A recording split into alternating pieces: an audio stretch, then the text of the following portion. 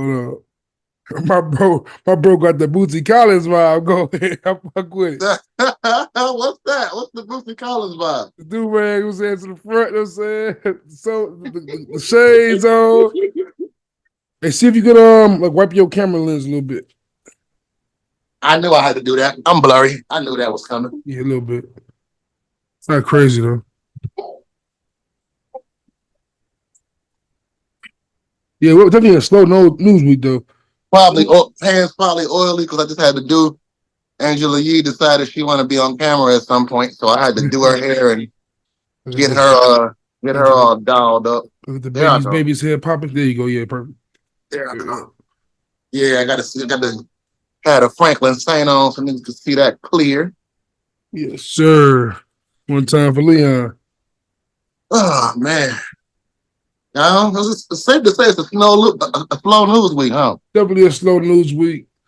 Definitely give us the opportunity to do some like evergreen kind of topics. Oh God, I got some of those, bro. Life has been life, Yeah, me too, man. I'm with you there. I think we understand. That's why I had to get my daughter cleaned up because if we go in the direction, I think we going to there. It's like I can't. She got to be on her clean. Niggas can't be on her talking, bro. Can't talk reckless. Talking about what he talking about. But yeah, man, I'm just into the vibe. I just did a Chris podcast yesterday. I was in Potter mode, and I think I'm in Potter mode in general. Shout out to Chris. Shout out to ESD alums. Yeah, CPE podcast. Can't please everybody. Pod fam. I actually got up with Ari Starks from Get Your Bars Off. He was on the episode yesterday too. So salute, like get your bars off. Salute to them. Real niggas. Yeah, it was like a 3-for-1. Bishop Still, Get Your Bars Off, and CPE on the same pod yesterday. That's fire. I said I'm waiting. Everybody wants to do a pod run together. I'm definitely gonna make it happen, man. It's on me. It's me, not Vic, y'all. It's me. I be working 2 jobs. Hey, look, I don't fault you on it because it's like you could have as much time as I got, or you could be broke. Broke, Joe. And trying to do one time I got free, be like after 9 and shit. And I'm saying like it'd be like that point. It's like who probably. That's what it is. I get up early in the morning against my own will, but I'm about to figure that out too. I might be going night job work, try to get some more school in the morning or something. Looking into a CDL or something. Pod from I've been doing the same shit on CDL side. I've been doing the same shit on CDL side for real. Real hey, shit. Baby, I've been doing what? Water out the refrigerator, please. I've been doing warehouse work for like 10 years now. Plus night doing bouncing work for like 10 years. It don't matter which one, just grab one. I'm doing nightclubs and warehouses for the last 10 years, man. So I'm definitely going to sign something up. Right. You know what, man? I think I'm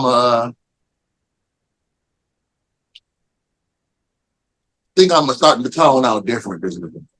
I think I want to start the tone with a little bit of music, man. I think I want to start the tone with a little bit of music this week.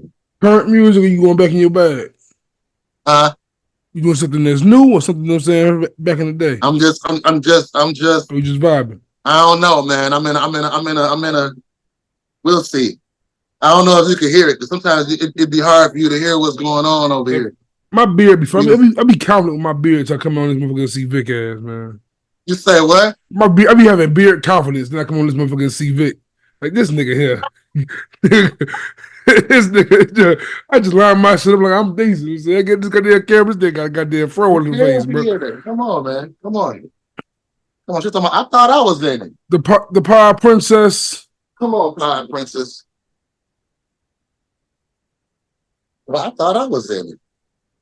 Oh, well, can't be, look, I got to be able to move, though. So what we're going to have to do is, look, baby, come on. You're getting too heavy for all of this. Yeah, she getting tall, I see, too. Yeah, man, this ain't no lightweight, no, baby. You can't be up. Come on, baby. You go back to her first appearance on the pod. If you go back to her first appearance on the pod to today, it's crazy. Go back to the first appearance she had on the pod today. It's crazy. She got her own episode of Rants when she was about a 2-year-old. I got to be able to move. I can't hide and move and move it. So let me start out, see what we doing with it. I'm in a vibe today. Okay.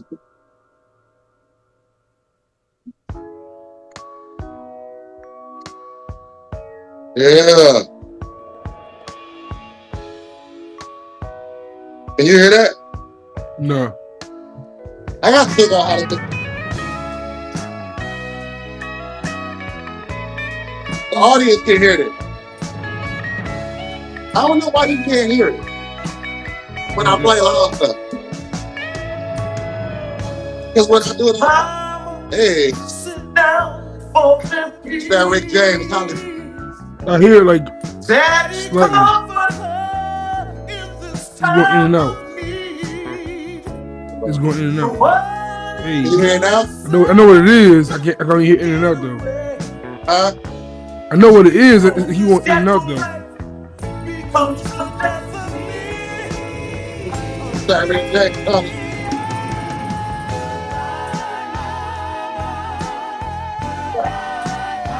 I've been one of them vibes. I'm on that Rick.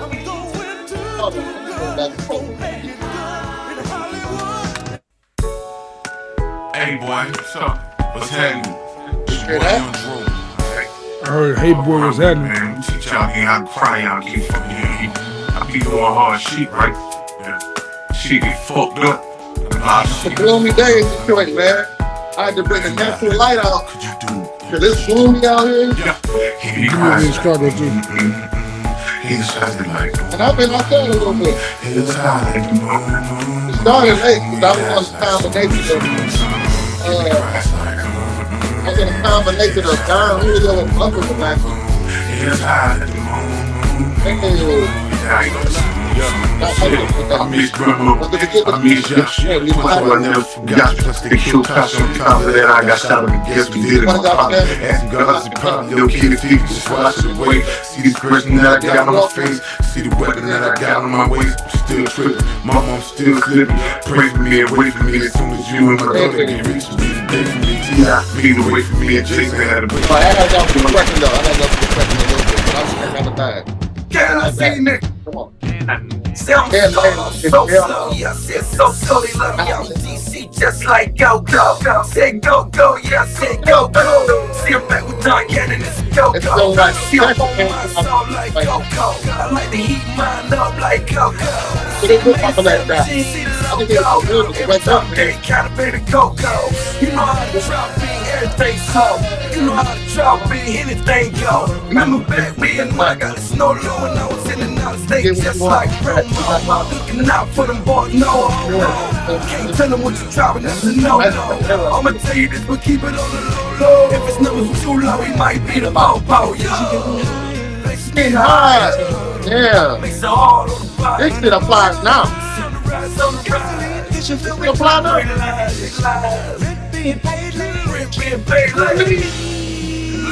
Oh, he good for me.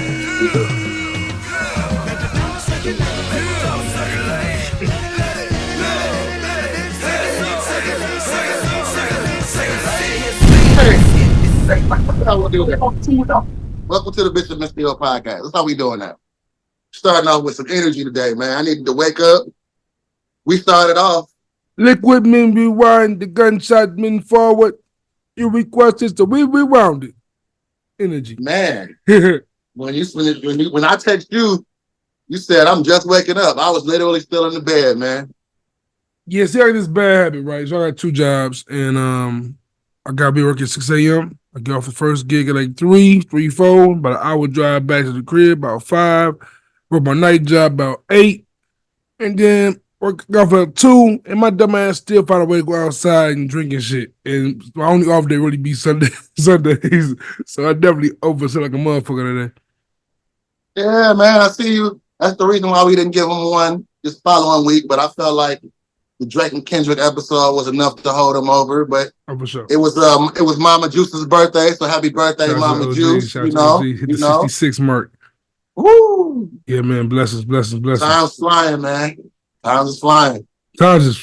I told my pops the other day, like, man, it's crazy. In my head, like, you forever like 50, 55. I'm saying, like, I'm thinking I'm gonna catch up. Of course, not catch up, but in your head, you think, like, when I get older, I'm saying I'm be able to be with my cool pops, my cool moms. Not what they get. I'm saying they tired of being outside now. I'm saying they tired, they chilling. They don't want no. They ain't own what they owned 10, 20 years ago. When it was popular, Right. they was when I was a kid and they was outside active, like that's gone. They passed that stage, and it's beautiful to see, of course. I'm saying, see your parents. I'm saying, get to a state of peace, but at the same time, it's like, damn, I wish. It's like for me, I think we opposite in this direction. Like my parents is 34, 32 years older than me, so for me, it's like it's a big gap, low key. Like it's really a big gap. I feel like it's really a blessing when you get to when you see when people have their kids at an earlier age to a degree. Because I'm saying when the kids grow older, it's a true friendship there. That's like one of the biggest advantages of having kids at a young age. I think. Yeah, But don't give my attention yeah, I away. thought that. And see, my parents are rest in peace, pops. But my parents aren't that much older than me. Exactly. You know, like I said, I'm in my 40s. My OG ain't even 60 yet. Real shit. See what I'm saying? So That's like the catch-22. I feel like a parenthood. Like you can have your kids later in life and enjoy your 20s, or have your kids early in life, and when you get to your 50s, you and your kids can be like best friends. I'm sure you and your moms is like best friends. Y'all like the age range is so small.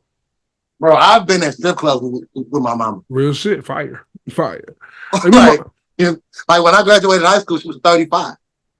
Like my parents was always in West Side bars in Chicago. So like me now doing security in some of the same bars, some of the same areas, our bond is cool that way. But they out that scene, that club bar scene, they out of that. Even though I'm in that scene, I see we have some. It's weird. We have mutual friends, kind of like the people that's in between their age and my age, like the 40, the 40, late 40-year-olds. I'm cool with them. They cool my people. They cool my parents. It's like that's a cool thing. But like outside of that, like my parents is like they reserve, they laid back, they in the cut, they at home now, relaxing. My mama gardening and shit. I'm saying like pops is just chilling with a little thing of Jack Daniels. Was there watching the Wire reruns and shit. Like it's that kind of shit. Was there watching sports and shit. But yeah, man, like my mom is like very youthful. You know what I'm saying? Fire. Like that's fire. Every era, she still maintains her old school OG demeanor and outlook, but with time she evolves. She's hit some of the new music. She go to concerts more than me. She done seen more rap concerts the last few years than I have. And still go see Morris Day at a time and all them guys. You know what I mean? You know, shit. I feel like that's why my music taste is where it is. My parents don't know shit about hip hop. They don't know shit. I'm talking nothing. When I tell you my parents know nothing about rap music, bro, like nothing. But they also listen to everything that's sampled in music. My pops listen to Blue Magic, Sly Family Stone, James Brown, Curtis, Donny Hathaway, all that shit's been in my life forever. And like, you know what I'm saying? So for me, my favorite hip hop has always been that soul samples. You call me soul queering, it's fitted. Like anything with a soul sample immediately catches my ear. You know what I'm saying? Of course, the best people that make soul sample are some of the best lyricists of all time. So like when you come like a Biggie, you come like a Snoop on these like G Funk samples, these Ozzy Brothers samples. I'm gonna be a fan of ever damn near. I'm a fan of ever. Like, it's not really the conscious content that gets me, it's the conscious sound that gets me really more than anything. Yeah, see, my mom like, and that's funny, right? Because I was just talking about this on CPE Pod yesterday. Because all those concerts I went to, like my parent, that's why I guess my outside is a little younger than most kids because I feel like in the era when I was growing up, a lot of kids' moms didn't let them listen to hip hop in that gangsta, all of that era, or till they got a certain age, right? Usually like all preteen, teenage. I was a hip hop baby at 5, 6 years old. You want to hear? Want to laugh at me real quick? It's a funny story. So Yes, of course, so I'm like 10. I had to be like 9 or 10 years old, and this time, like Kel's the biggest nigga in the world. R. Kelly couldn't be a bigger artist than he is in 99, 2000. So, Guilty to Prove Innocent is like the song on the radio. I just want to fuck you is the song on the radio. I hear it everywhere I go. So of course, as a kid, I want that album. I want Dynasty. Right? My pops said, what do you want from Best Buy? I want Dynasty. He buys it, right? He ignores the sticker as experiential advisor. No bullshit. I bought albums before, but never with my pops. Never bought an album with my pops for real at this point. I get the CD, we get in the car, I throw it in the CD player. He got a Jeep Cherokee. I throw it in the CD player. First intro come on. I'm talking about the amount of curse words. He threw that shit out the window. To this day, my favorite Hove album, my personal favorite Hove album, he tossed that shit out the window. He said, "What?" Nigga, well, one of those sales, Jay, you got for Dynasty ended up on a Chicago highway somewhere. Definitely ended up on 290. That shit was shreds instantly. I kept the case, but he got rid of that CD, Joe. Facts. Got rid of it. Facts. Dynasty nigga, as soon as he heard that. Facts. But my pops also like he was cool and shit. He was a bouncer before me at clubs and shit. And DJs back then would give him CDs. I told the story before on here before. Like DJs give him CDs, they give me the mixed CDs the DJs gave him. That's how I got into Jaws, how I got into a lot of my Jada Kids, all them New York niggas was all with mixtapes. I had the clue tapes that way through the DJs in Chicago. My boy Vic is on Daddy Duty. Come on.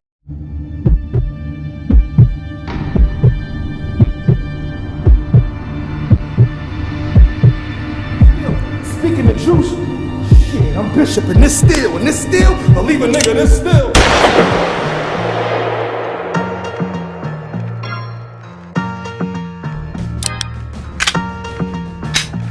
Let's discuss it. It's getting nasty, disgusting. Chopping game with my partner, sound like we fussing. Block on top of block, we keep building until we nail it down, keep drilling. They say the sky's the limit with no ceiling, and I believe the future of them cheering. Gotta feel the brother, the only bishop and still they ain't kill each other.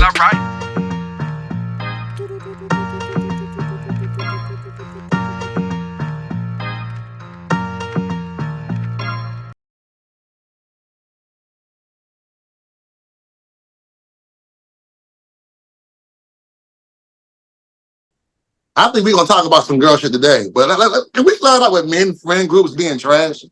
Men friend groups being trash, like this topic. Like men are like, you know, because I've been, I guess we'll get to how you been this week. I mean, because outside of we as men, we always say I'm good despite whatever's happening. And you've been busy, man. You've been working.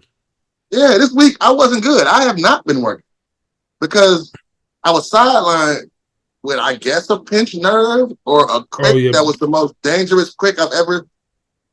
I'm actually still in pain, if I'm being honest. Look, the lidocaine is sitting right on the side of me, and sorry, bro. It's in your blocks bag. Look in your bag with your blocks. It's in here. Everything, all your toys are in here. You can pull it out. So, like, I'm hurting now. I have to sleep a certain way because it's like my rotator cuff, my collarbone, my spine, something out, the muscle was tight or something. I had to call my cousin over here, who's a licensed masseuse. I'm trying to get him business. I don't feel, pause. I ain't never felt that comfortable with a man touching me in my life, but I needed that. Need that. Like, I didn't care. It was like, dog. No balls needed. Shit. I had to have Phoenix help me carry stuff in the house, like to a point where the first 2 days of it, I had to get off the couch. I had to literally give her my hand and have her walk so I could use her strength to balance to get off the couch. Good so shit. I was in pain, right? And I was just thinking about my homies who live around the corner, literally around the corner. And these niggas have vehicles. And nobody said, "Hey, bro, you all right? Hey, you need me to drop you off something?" Like, my homegirls all hit me up. You good? A couple of my homeboys hit me up. The married one, but he don't count no more. He married. The married one and my bro that's like, he needs to be married. He's very domestic, you know. So it was, and they live on the other side of town. They hit me up like, "Hey, bro, you need some muscle relaxation. You need some something." The fellas came through eventually, 3-4 days later. It was like, yo, I could have been over here dying. If I'd have said I had some hoes on the floor, y'all would have been on the first thing smoking over here. And it just made me think about our whole life. Because my friend group, we 20 plus, some 30 years in the game. It just made me start thinking about, oh, we're going to age a certain way. This is why dudes need good wives. Because that's what they always say is better to have daughters and sons when you get older, because like sons exactly put you because at home, the daughters when you old and you sick somewhere, son gonna be like, I got you, pops. I'll send you some food or some strippers or something. Daughter's gonna take care of you. This is why dudes need good wives. This is why all the years I've been preaching against marriage, I'm starting to look at it differently. Like, oh, this is what I need a wife for. This is what the homies need wives for, bro. Because yo, fellas, there's certain things just as men innately that we are not going to do. And I was thinking about all the stuff that we've done to each other, or just like we love each other, but it's like, yo, men friend groups are trash because we just ain't doing all that. It's like, yo, you over there hurting, man up, nigga. It's like, yo, man, why are men friends? Like, we have to get more invested in each other. It's like the things that we think are not masculine to be invested in, because if one of the friends, if somebody died, we done lost somebody due to health issues in 2020. So it's like, yeah, nigga, if one of us die, we gonna all be at the funeral crying and sad and shit. So we should apply that same logic to niggas while we living, man. Well, shit, though. That's all I'm saying, man. Man, friend groups, man. Get more comfortable with each other and trying to. I had a group of friends, facilitate taking care of each other, man. I had a group of friends. All of us been brothers, I'm saying, since high school, and of course, through time, like you're saying, communication drifts off a little bit, but we still, anything pop up, we there. But unfortunately, over the last, ever since the pandemic, for sure, only time we all ever linked up together for the last few times has always been a when funeral. Y'all at the bar. No, not even that. It's been a funeral. Because like when some of them in Cali, like only time we all see each other at one time is like a funeral event or something like that. It's like, damn, we gotta stop doing this. Funerals exactly, because you don't want to look up and be 60, 70, and that's the only time y'all did it. Type shit. So yeah, man, it's just, I was thinking about that. Men friend groups are trash. Exes are trash. Exes are definitely trash. Man, I'm to the point where I'm starting to feel like Joe. I'm ready to just discard all my exes and say I don't have any anymore. And I'm cool with most of mine. I'm cool. In fact, I'm probably cool with all of them, but that's a slippery slope. And what do you need to be cool with your exes for? I'm cool with them because I'm a. That's my problem. That's what I struggle at the most, bro. And I feel like it's a me thing. It's 100% a me thing because it's just who I am innately as a person. Where I can't hold a grudge for real. I just can't really hold I can't have spite on my heart at all. It's not in me. Me neither. I can't maintain that. But not a grudge holder. But what that falls through is like if it's not like a messy breakup, it's hard for me to split. It's hard for me to split. Hard to let go. I want to let go, but yeah, like I just don't have that much beef with you to walk around treating you like I hate you. Exactly. Like ain't no ill will, but at the same time, it's like this whole. I don't want to be friends with my ex. I don't because that to me it's a slippery slope. But at the same time, it's like I ain't got no beef with you. I fuck with you as friends before we got together. Like why we got so it's like damn. It's a weird gray area that I'm going through. Being friends with my exes, I ain't gonna lie. When I'm in relationships, that shit gets me in trouble. Yeah, and then eventually they become the same ex they was mad at, and then be. And also, like, the problem with being cool with exes is when you cool with them, and you outside in the same event or same venue, or whatever.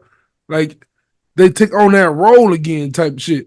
But they try to play that role. Like, oh, you ain't my girl. You can't. What you doing? Like, why are you in my space like this? Like, you know what I'm saying? Like, now people think we together still, and like now it's like, nigga, what you doing? Like, back off. Sure. But yeah, it's yeah, women are different, Joe. Like women just. So what you was going through this week? You know we the breakup boys now. Breakup. Well, the breakup boys is crazy. For me, it's just like realizing like I be going to try to have civilized conversation, and then they don't want to be logical. Yeah, or even like when that gray area shit appears, like bro, I'm not gonna treat you like a girlfriend. We not that no more. And what? So we gotta change who we are to each other because we're together. I said, what? That's exactly what we got to do. That's exactly what a breakup is. Yeah. What do you mean? But you know what though? They slide you in that. They put your back against the wall when they still let you beat. So now it's like exactly. It's like you can't. Why am I talking about this in public? I'm gonna get phone calls when this drop. But like what? Yeah, like, I probably will too, Loki. And then we don't so clip stupid. This. Do not clip we this. so stupid. We fall. Do not clip this part.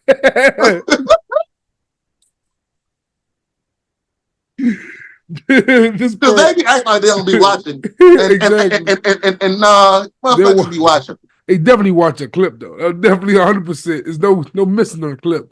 They watch every one of them clips for sure. And yeah, man, it's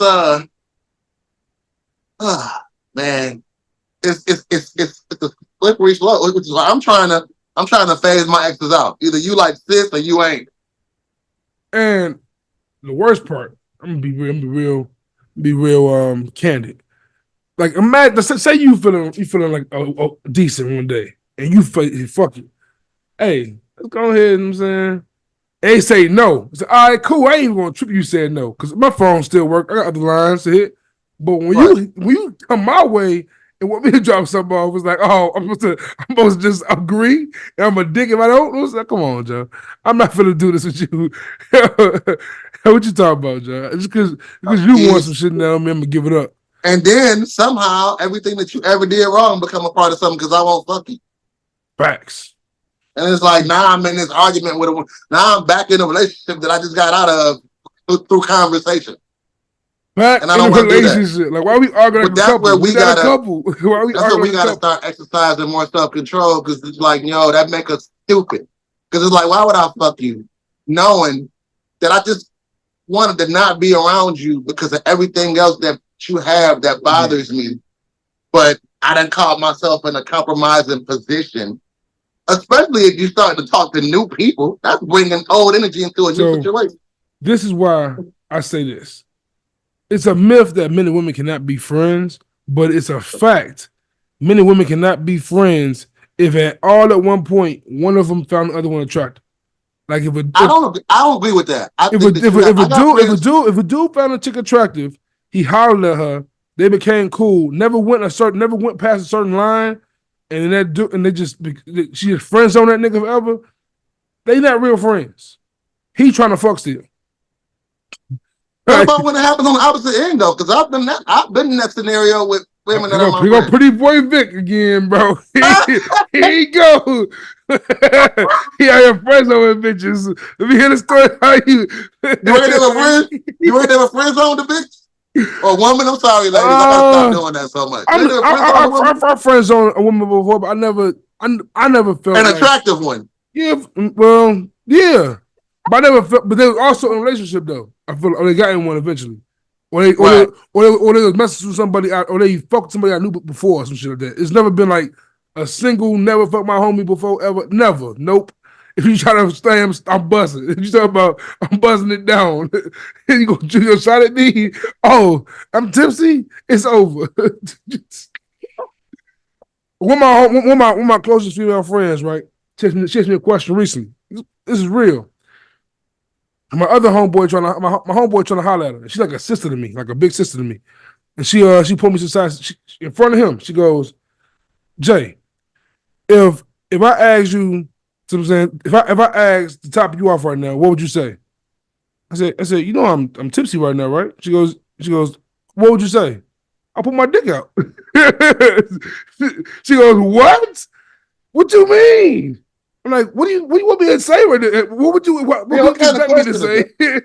Why would you ask me that set up question? You know what she was doing. She goes, well, we're friends. I said, well, we're friends. Why are you asking me that question? If you ask, why would you ever ask me that? Honestly, I told her, I was like, in my head, I would never expect you to ask me that question. I never would expect you to say, can you top me off? I would never expect you to ask me that.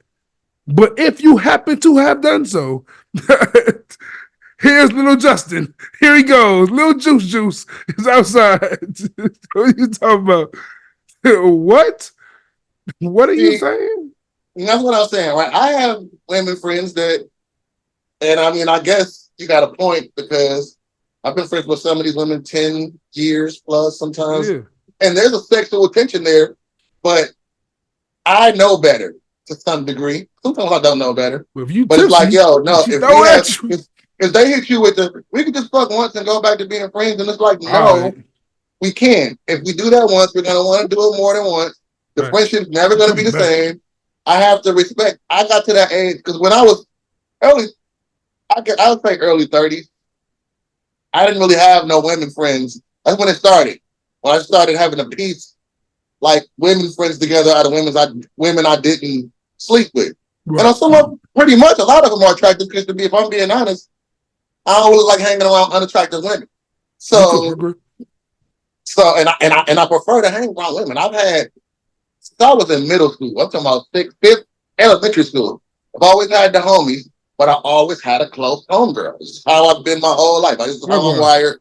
I was raised by women. I don't understand. So I do believe that women, there can be a physical attraction and it be platonic, but both people have to really like establish that even if there's sexual tension there, we have to be honest. Yeah, look, we might have this thing, but we want to maintain our relationship and let that shit go and be there for each other in a friendship way. Because once you cross that boundary, the relationship never goes back. I don't care what you say. I may have 1, 2 homegirls that I've slept with, and we cool, and don't even look at each other that way. But they're also long-lasting friendships. They 20-year friendships. It's like I ain't saw you in that light in so long. I don't even remember how seeing you in that light. So, for me, but I'm learning hey man, dear exes. I know I'm cool with some of y'all, but some of y'all can get cut. Or y'all gonna have to start acknowledging yourselves as not being an ex. Y'all just the homie. I'm ready to get that out. I'm ready to get that out of there, man. I can't, I'm good. And when I do that, don't be trying to come back and Diddy me neither. You know what? No, we ain't gotta do it. We ain't gotta do it, bro. We ain't gotta do it. We ain't gotta do it. We ain't gotta do it. It's over. I thought about it. It's over. Rock the baby. He's gone. It's over. I would like to, but then I just saw this stuff about this whole. I saw Miss Valletta Wallace say she wanted to slap the shit out of him. It's over with. He got here. They said Biggie was finna leave. That nigga killed Biggie, bro. I gotta get him out of here. He killed Biggie. That nigga killed Biggie, bro. That's crazy, Joe. The Rolling Stone cover is nonsense. No, that's crazy. Yeah, that's crazy. Hey, can I just say something right now, though? If Puff go down, right, just say hypothetically, this is gonna sound dirty. I ain't putting no murders on nobody's jacket, but just live in a hypothetical with me. If he goes down as the nigga that killed Biggie and Pac, bro, Jesus Christ. The movie's gonna be amazing. Oh man! Find out Suge was the good guy that whole time. I can't wait till the movie drop. 50 Cent got a documentary coming on Netflix.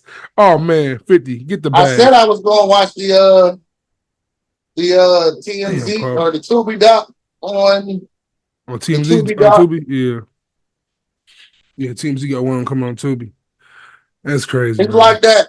It's like that Suge Knight Source Award speech hits so different now. Dancing these videos. Oh. It also goes like, and of course everyone bashes Cam, but if you know Cam, putting Cam in that position was stupid.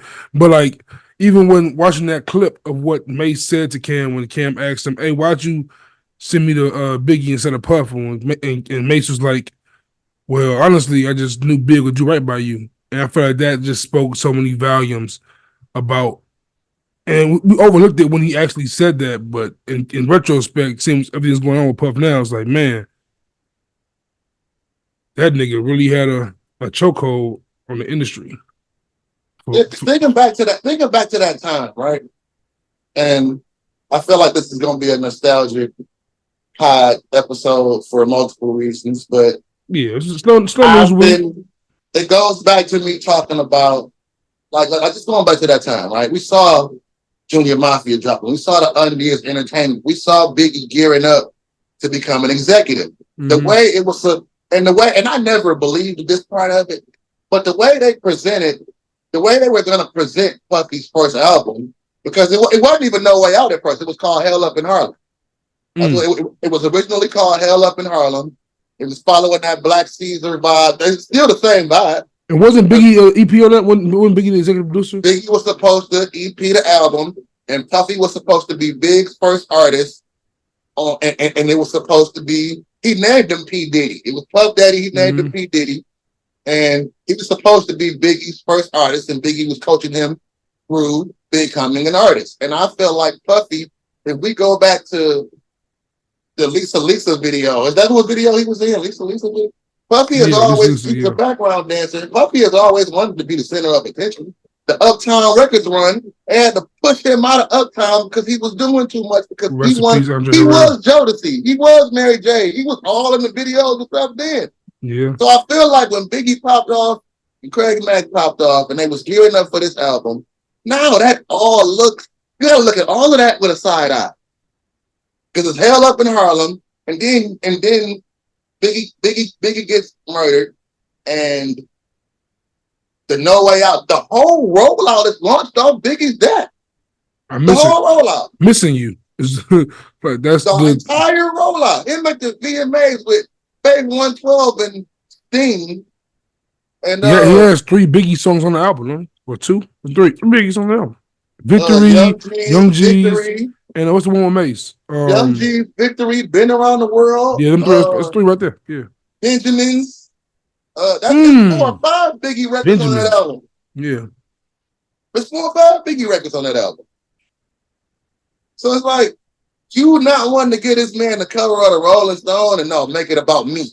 Like he was the premier star of that year. Like I said, my very first concert was Puff Daddy and the Family, the No Way Out tour in 1997.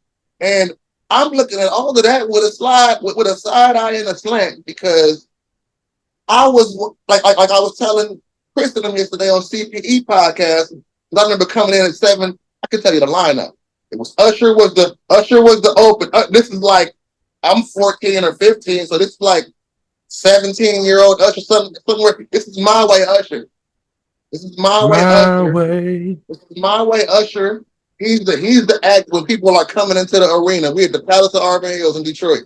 Well, that wasn't Detroit. It was 7 o'clock on the dot. We in the Palace, and Usher is the opener when people are entering the building. When the sun go down, and Jay-Z is the second opener. Then it's Nas and the Firm. Then it's Busta. Yeah, that was a crazy lineup. Nas and the Firm. Then it was Busta. Hey, you saw this shit live? Huh? You saw this shit live? Yeah, this is my first concert ever. I envy you. This is my first concert ever. It said Usher, Jay-Z, and the Firm off rip. He ain't get to the stars yet. It's the first. Show. I can tell you, Usher, Jay-Z, and Damn Rockefeller don't even have a lineup. It's Jay-Z and Memphis Bleak, like, and Soft Money and shit. Like volume one is getting ready to come out. So Reasonable Doubt's a year and a half old. You know what I mean? It played In My Lifetime and shit. Yeah. So they opened up. No, the opening song was Can I Live? Because this is how new, they came out with bulletproof vest on, white tees, Yankee fitteds, and Timbs. Him and Dame Dash out there by themselves, no background. This is them fresh out of. I don't even know if they real quick question, just to deviate real quick for a second. Sidebar question. What's Ho's best non-classic album? Non-classic album. Ooh, that's a good question.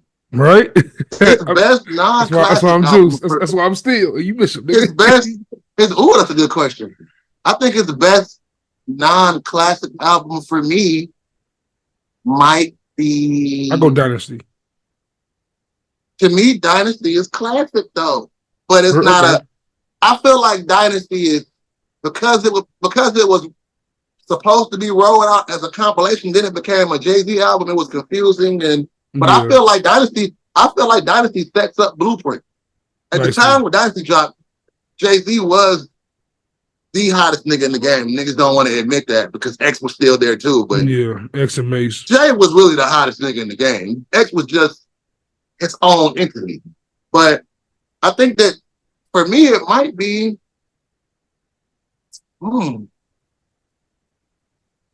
I feel like a lot of people sleep on Volume Kingdom. 1. A lot of people sleep on Kingdom Come for me, but I think I'm going Volume 1. Volume 1's good. I think I'm going, but I'm a big intro I'm a big because a lot of people don't talk about this album enough to me. I'm a big fan of Volume 3. I'm a big Volume 3 fan. I might see once again it's because you were outside more than me, but like for me, I was a senior in high school. Yeah, for me, like Volume 3 is only for me is Big Pimpin' and what's that? Not Snoop. Is that real? Is real niggas on there? Real niggas is Volume 1. It's Volume 1. Then what's on Volume 3? Big Pimpin' what? Snoopy track? What's on there? Do it again. Do it again's on there, right?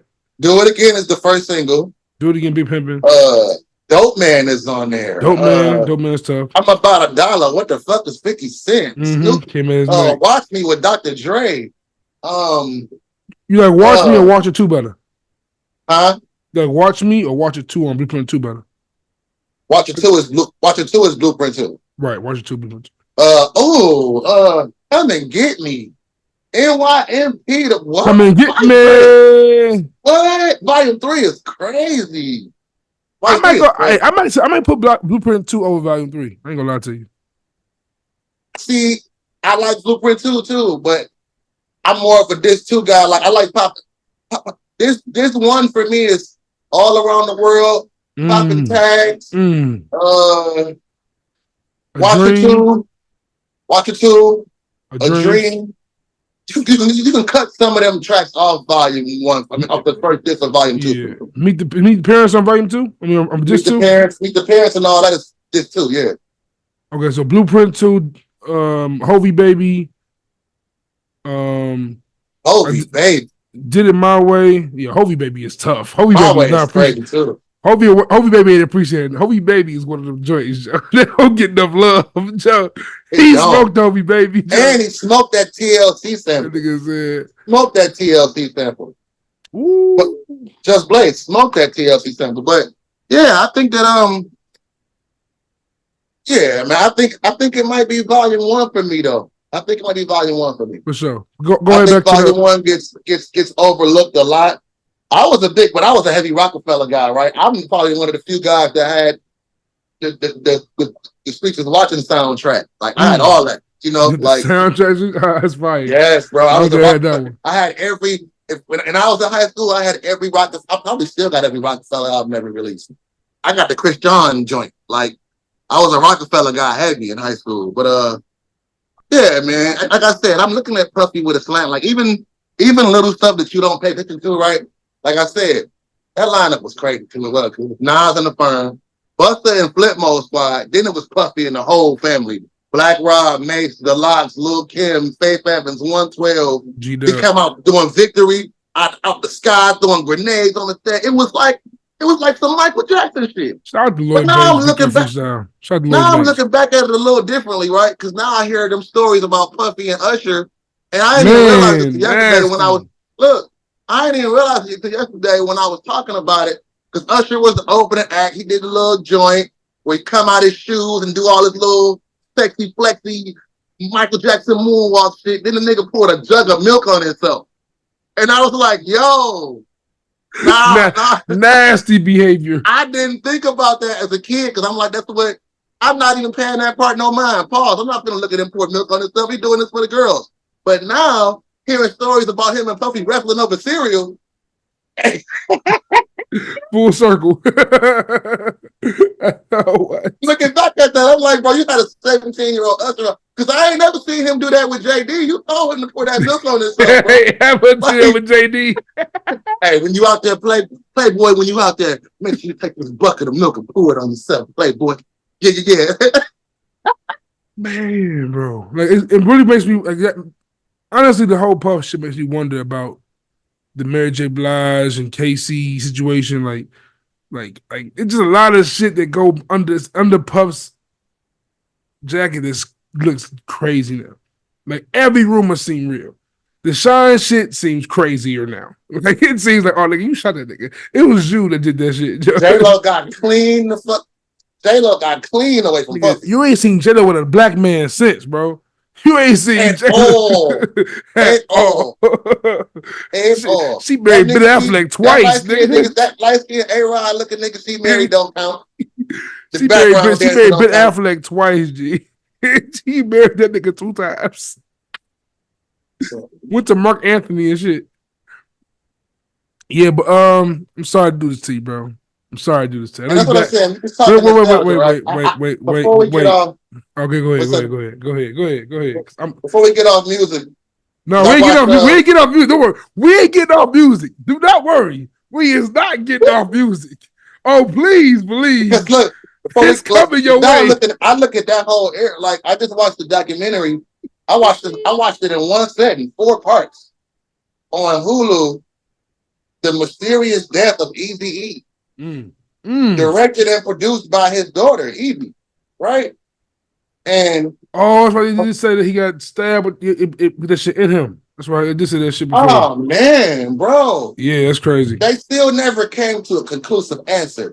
But they brought up so many new theories that because everybody always pointed at Suge for the shit he said on Kimmel or whoever, whichever Jimmy that was. And he was talking about, but I think Suge was just being Suge. And Suge was pressing on from jail. But when they started getting into Jerry Heller and sending Easy to his acupuncturist, and nasty work. They was talking to the nurses in the hospital and people that was around and people that was there the day he died.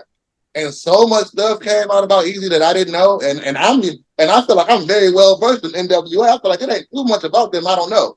Right. But there was a lot of different theories and things to poke at. They wondered if he even had AIDS to begin with or it was something else. But then I will say this just to say that it was a really good documentary. So it's a 4-part. I watched it in one sitting. It was so good. I'll check it out for sure. I watched it in one sitting. But even all of that, even in that, right? Puffy and all that is still after. Well, not after, because it ain't like Puffy wasn't moving around in that time. But I still go back to looking at Puffy some kind of way. Because Ice Cube said the last time he seen Easy looking healthy, they was at the tunnel in New York. Puffy might have did that too. Hey, at this point, nigga might have killed MLK, bro. At this rate, this nigga's alive will do anything. This nigga's a super villain. But hey, you mentioned NWA, and I feel like put your shades on, bro. Put your shades back on. Cause I'm finna have a fun time. Listen here, bro. So I'm sorry you back in Detroit during this time, cause bro, it's ugly in Detroit. Man, it's ugly. I don't think. Go ahead. Hey, Vic, you can try to defend this shit if you want to. you can do your best. I want to see you try, honestly. That boy Eminem need to hang it up, bro. Hey, Marshall. I've been waiting on this for 3 days. Hey, Marshall. That Houdini shit, make it disappear, bro. Make that shit disappear, nigga. Get that shit up out of here. That's the worst Eminem song I've ever heard. Now it's the worst Eminem song you've ever heard. That shit is terrible. I thought he was doing a spoof of himself. That's like Weird Al Yankovic. That's worse than the song with the little puppet dude, Shake That Ass. That's worse than every Eminem song I've ever heard. It's like the worst. It's the worst version of Without Me. It's like he did Without Me again, but just made it way worse. Like everything about Without Me. So before I get into this, because I need you to elaborate. What's so bad about it? Well, personally, me as a hip hop fan, I feel like Eminem spent a large part of his career, especially with his singles, before he came back with the black hair. Like when he tried to recreate Without Me so many times on the whole Encore album, for example, is a whole I want to do Without Me again and have a big ass hit. And Houdini is like Without Me and Crack a Bottle came together and just lost all lyricism. What your ears be hearing?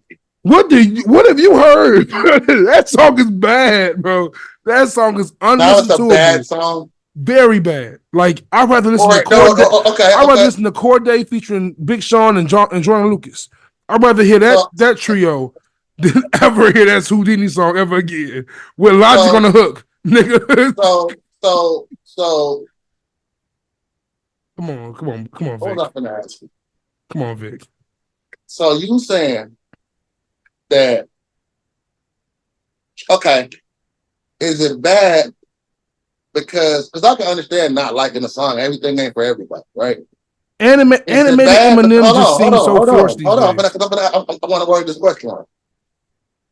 Is it bad because it's bad, or is it bad because you were expecting something else? I expected nothing. I haven't liked Eminem music in a long time. Mm-hmm. I liked the last album for what it was. Once again, I feel like music to be murdered by, I think it's called. Like it was a solid project. I never revisited it personally. It was a solid project. I feel like Recovery was a solid project. I don't revisit those songs too much because they just don't resonate with me at all. For it. Those songs just never touched me. Like, they're not the same Eminem that I liked, which is just a me thing. I accept that. I'm not saying Recovery or music to be murdered by, or even I won't even say that Revival. Almost none of these albums have been bad. Houdini, the song Houdini, I'm going to say was bad. I never even said Rap God was bad. But what I have said, and what I continue to say over the last maybe 5 years of Eminem's run, I feel like M has been forcing it. I feel like M is a natural talent. I feel like Eminem is a natural lyricist who can rhyme any syllable with any syllable phenomenally. But I feel like he's lost his ability to be organic with his music making process. The beat is hard. His flow sounds like he's forcing it every time when he does the Rap God shit. It sounds like he's forcing something. Okay, now see, what do you niggas? Okay, now what do you niggas want, bro? You see, I want a nigga to slow down. I want the way I am. That's so you do have an expectation, and I don't. I want till I collapse. That's what I wanted to speak to, right? Because I feel like everybody that hates the song has the same take almost. They want the way I look. I want Darkness. Darkness is a great song. Like he's not forcing it. He's not yelling at me. But Darkness was also not the first single of that album. That was the second single. For sure. We know that the way Eminem's single is set up, he gives you poppy. But stop doing that. You don't gotta do that no more. Bro. That's what most fans have been saying for the last 10 years. But if the album is about, we already know that Eminem is an album artist. It's Houdini good. Like he's rolling the album out in a certain way. This is gonna tell a story. The whole album is about killing off the Slim Shady character. You know what I want then? I want the next song to be a diss at Slim Shady. Diss whoever made Houdini. See, listen, bro. All right, now this is how I went into it. And maybe I went into it this way because I didn't go to streaming and put the song on. I stumbled across the video first. See what I'm saying? So I got it in its intended form. I don't think that I would be in the car. Abra, good day. I don't think I'm gonna be doing that. But I understand the purpose of it. And I feel like it wasn't bad. It wasn't bad rapping. The beat is a little much, but we're so used to Eminem rapping on beats like that. I'm listening to it in an album mode. What are you trying to give us? Normally, I don't even listen to first singles. I just wait till the album drop and hear it in the album. But I woke up today, hopped in the shower, and opened up my phone. It was the first thing on YouTube, so I pressed it. I saw the okay, he's going back in the Without Me. I know the album is about him killing Slim Shady, and it looks like he's taking on the stance of challenging cancel culture. This album, which is what I want to be done. That's his whole career, though. But I don't feel like he's directly done it. I don't feel like he's direct. Like the last 10 years, I feel like he's carefully weaved in and out of cancel culture, not really wanting to be his true self because he knew he couldn't drop F-bombs no more. He knew he couldn't do the things that made him that way. Because if you ask me, them first 3 albums is kind of what started the cancel culture wave. It started the protesting about the LGBTQ and all of that. So I feel like I feel like everybody overreacted over the Meg bar. I personally like the song. but it's not like a. I like the song. The for what Meg bar is another example of him forcing shit. Like, bro, you don't need the Meg bar is another example of him forcing shit to me. Say, bro, you don't how is need. that him forcing it when that's what he's done his entire career? You are Marshall Mathers, bro. You do and not that's need, what Marshall Mathers does. He disses random people. But listen, you do not need clickbait. You are an amazing rapper. That's not clickbait. That's clickbait. Him. You cannot say that. You cannot tell him to be Marshall Mathers and then in the same breath call what he's been doing for 20 years clickbait. He's been doing it since he came out. Hi, kid. Do you like violence? Want to see me flick 9-inch nails? Each one of my the first 8 bars is a Pamela Anderson diss. Can I tell you something real quick? The first 8 bars is how we were introduced to this man. It's a random diss. I agree. Is it clickbait or is it I'm not knocking him being Eminem. I'm knocking that it's not like even a good bar though. No, it's to me it's the battle rap defeat. It's been used a million times. But to me, it felt like that's what I'm saying. Like Eminem, when Eminem was at his prime, which of course is not fair to compare someone who's in their 50s to their prime self. I agree with you. I'm standing on that point.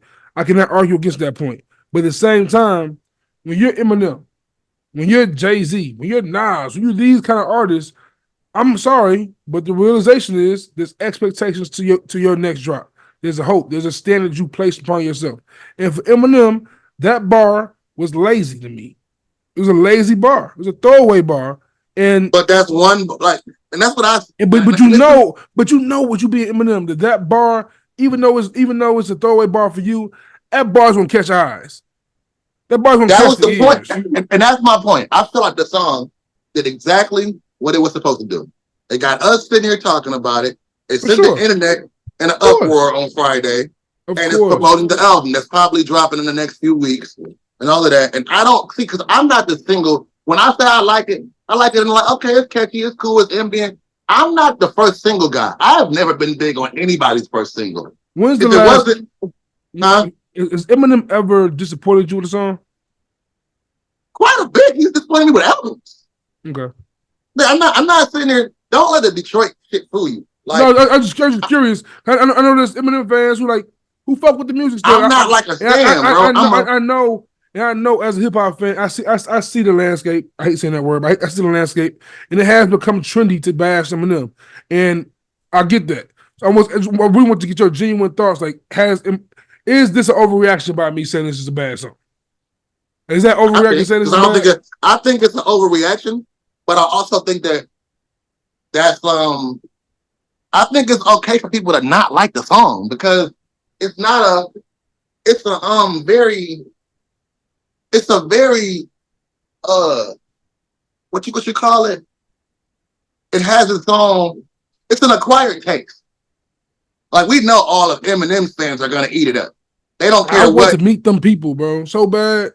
Like those people I want to interview. If I do an interview series in life ever, I want to just interview. Usually, bro, I want to interview people who disagree with me on my most. They are right.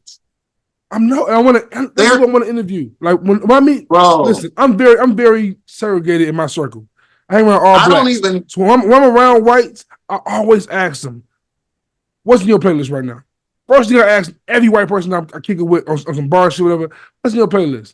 And I always get put on something, or I'm always amazed by something. And I really want to meet the person that right now today is walking the streets with their headphones on, blasting Houdini. I want to meet that human being. I personally don't want to talk to the cockies about hip hop. No, not hip hop.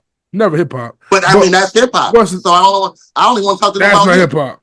Eminem. Eminem has two sides. Yes, it is, bro. Eminem has two sides. Yes, it is, bro. If Juice WRLD hip hop, why the fuck ain't that?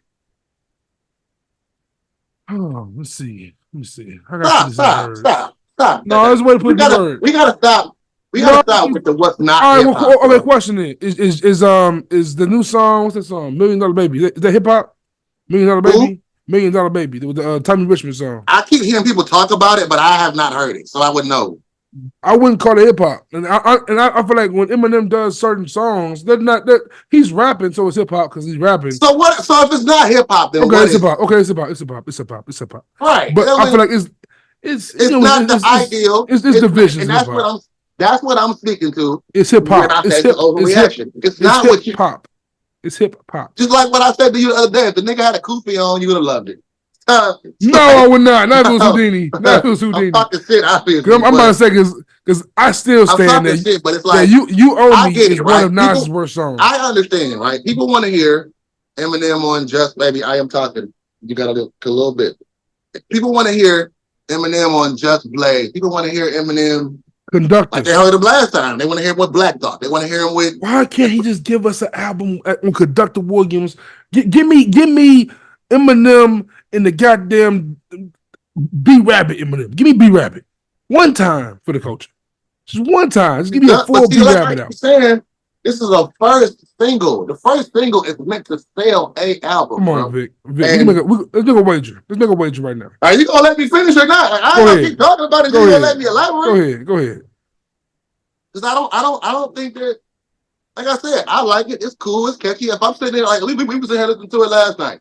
I was showing my friends the video. I think it's entertaining. I feel like personally, what this single is to me, because I'm not looking at it to be the way I not the next singles.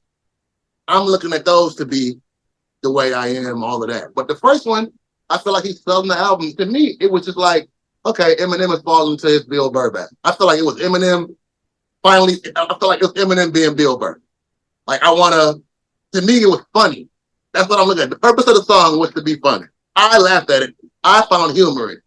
I found humor in the video. I found humor in the song. Every song isn't meant to be a hip hop bop or a slap or a track. This to me was just humorous, and I felt like when he dissed his kids, when he did all that shit, felt like okay, Eminem is finally figuring out how to combine old Slim Shady and new Eminem, and it was just fun. But I'm more concerned with the theme of the album and what follows. I don't really care. This isn't that big of a deal to me for me to have such investment in whether it's hip hop or not, or whether it's the first single. I don't care. It's cool. It's funny. It made me laugh, and it gave me Without Me vibes, which is what he was going for. And I feel like it accomplished the goal that it accomplished. Otherwise, we wouldn't be sitting here debating about it. I think you weren't debating because you still like Eminem a little bit. I don't think it's a bad song, though. I don't think it's a bad song. I just think it's not everybody's cup of tea. I've heard Eminem do a lot. I've heard Eminem do way worse songs than this. What's M's worst album in New York top? I know it's hard to think about his whole discography, but what's M's worst album? Worst song? Worst album? Yeah, album. Huh? Yeah, album. Yeah. For me, his worst album is probably Relapse. That's the one with Crack a Bottle, right? I guess maybe so. It's the one with where he has where his whole face is like a bottle of pills on the cover. Yeah. That's to me, it's Relapse. What's that song? What's that song with the puppet dudes? That with the little dogs? That Shake That Ass? That's that might be Encore. What's the song? I really had an ass like that. That's it. Ass Like That. I feel like Ass Like That and this Houdini song on the same scale. No, they're not. That is crazy. Oh, and another thing too. I was at work recently, and somebody had a random Pandora station on or a playlist or something, and that goddamn him and Akon joint that smacked that right on. Hey, we didn't give that song enough credit because that's just a slap, bro. That song is right there with the E40 and the White Club. I bet you money in the White Clubs that shit goes up. That's kind of a vibe, bro. I'd rather play E40 and T-Pain's You and That Monkey. That's fire. Fire. But I'm saying anything. That was an era. That whole Akon era. That whole Akon era, though, of that joint, that Akon Club era joint. That's all that I seen whining and grinding. Hey, the T-Pain and Akon era was crazy. That whole Akon nasty hook era. Yo, T-Pain and Akon got some shit off. T-Pain and Akon got some shit off back in the day. That's a little flip on, bro. That little, I wanna fuck. All over the floor. Hey, they was wildin'. Yo, comic music was tripping back in the day, yo.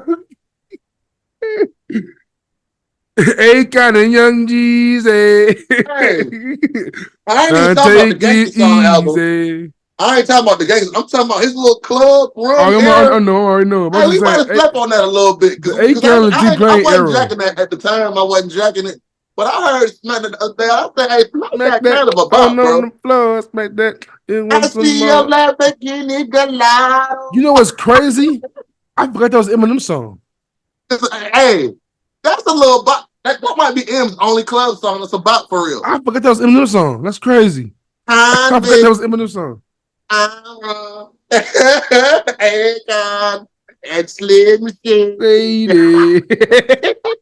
He was wilding. They was wilding.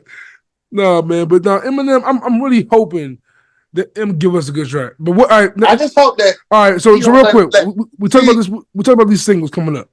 I'm gonna say this. I'm gonna say this, and this is how I'm gonna end this. If he let me down with the album, then the first single's whack. Yeah, that's real. That's real. I understand what you mean too. I take it. That's I how understand what you mean.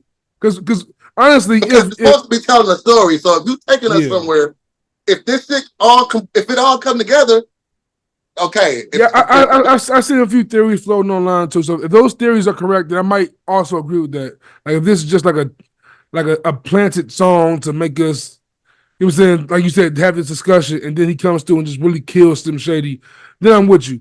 But And I hope at the same time he killed cancel culture because I feel like if anybody can start a war, because I feel like there's certain comedians, Andrew Schultz, Bill Burr, Dave Chappelle, I feel like there's certain people that have this stance. If I feel like if Eminem joined this fight and he do it right, we got a good shot at fucking defending ourselves against cancel culture, I think. Yeah, I don't know, man. Botox Eminem is a different guy though, man. This ain't the same Eminem as back in the day. My nigga got the Botox crazy.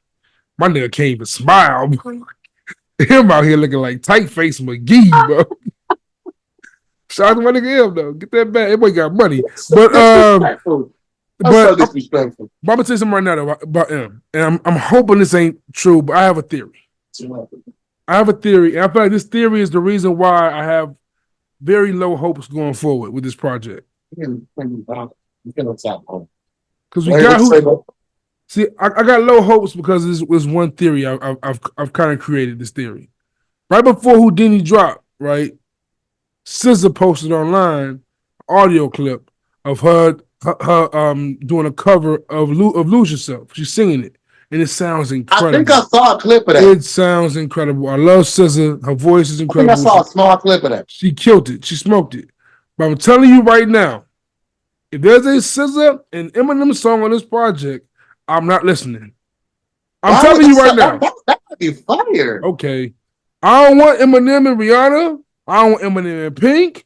I don't want Eminem and none of these. So you just don't want no women. You want them to make scared of hoes. No, I don't want Skylar Grey. I don't want none of these sad ass Eminem songs, bro. Throw that shit in the garbage can, bro. It's over with. I don't want to hear No Love or whatever that shit was called. You know what's crazy? You know what Eminem really needs? He needs another drop the world.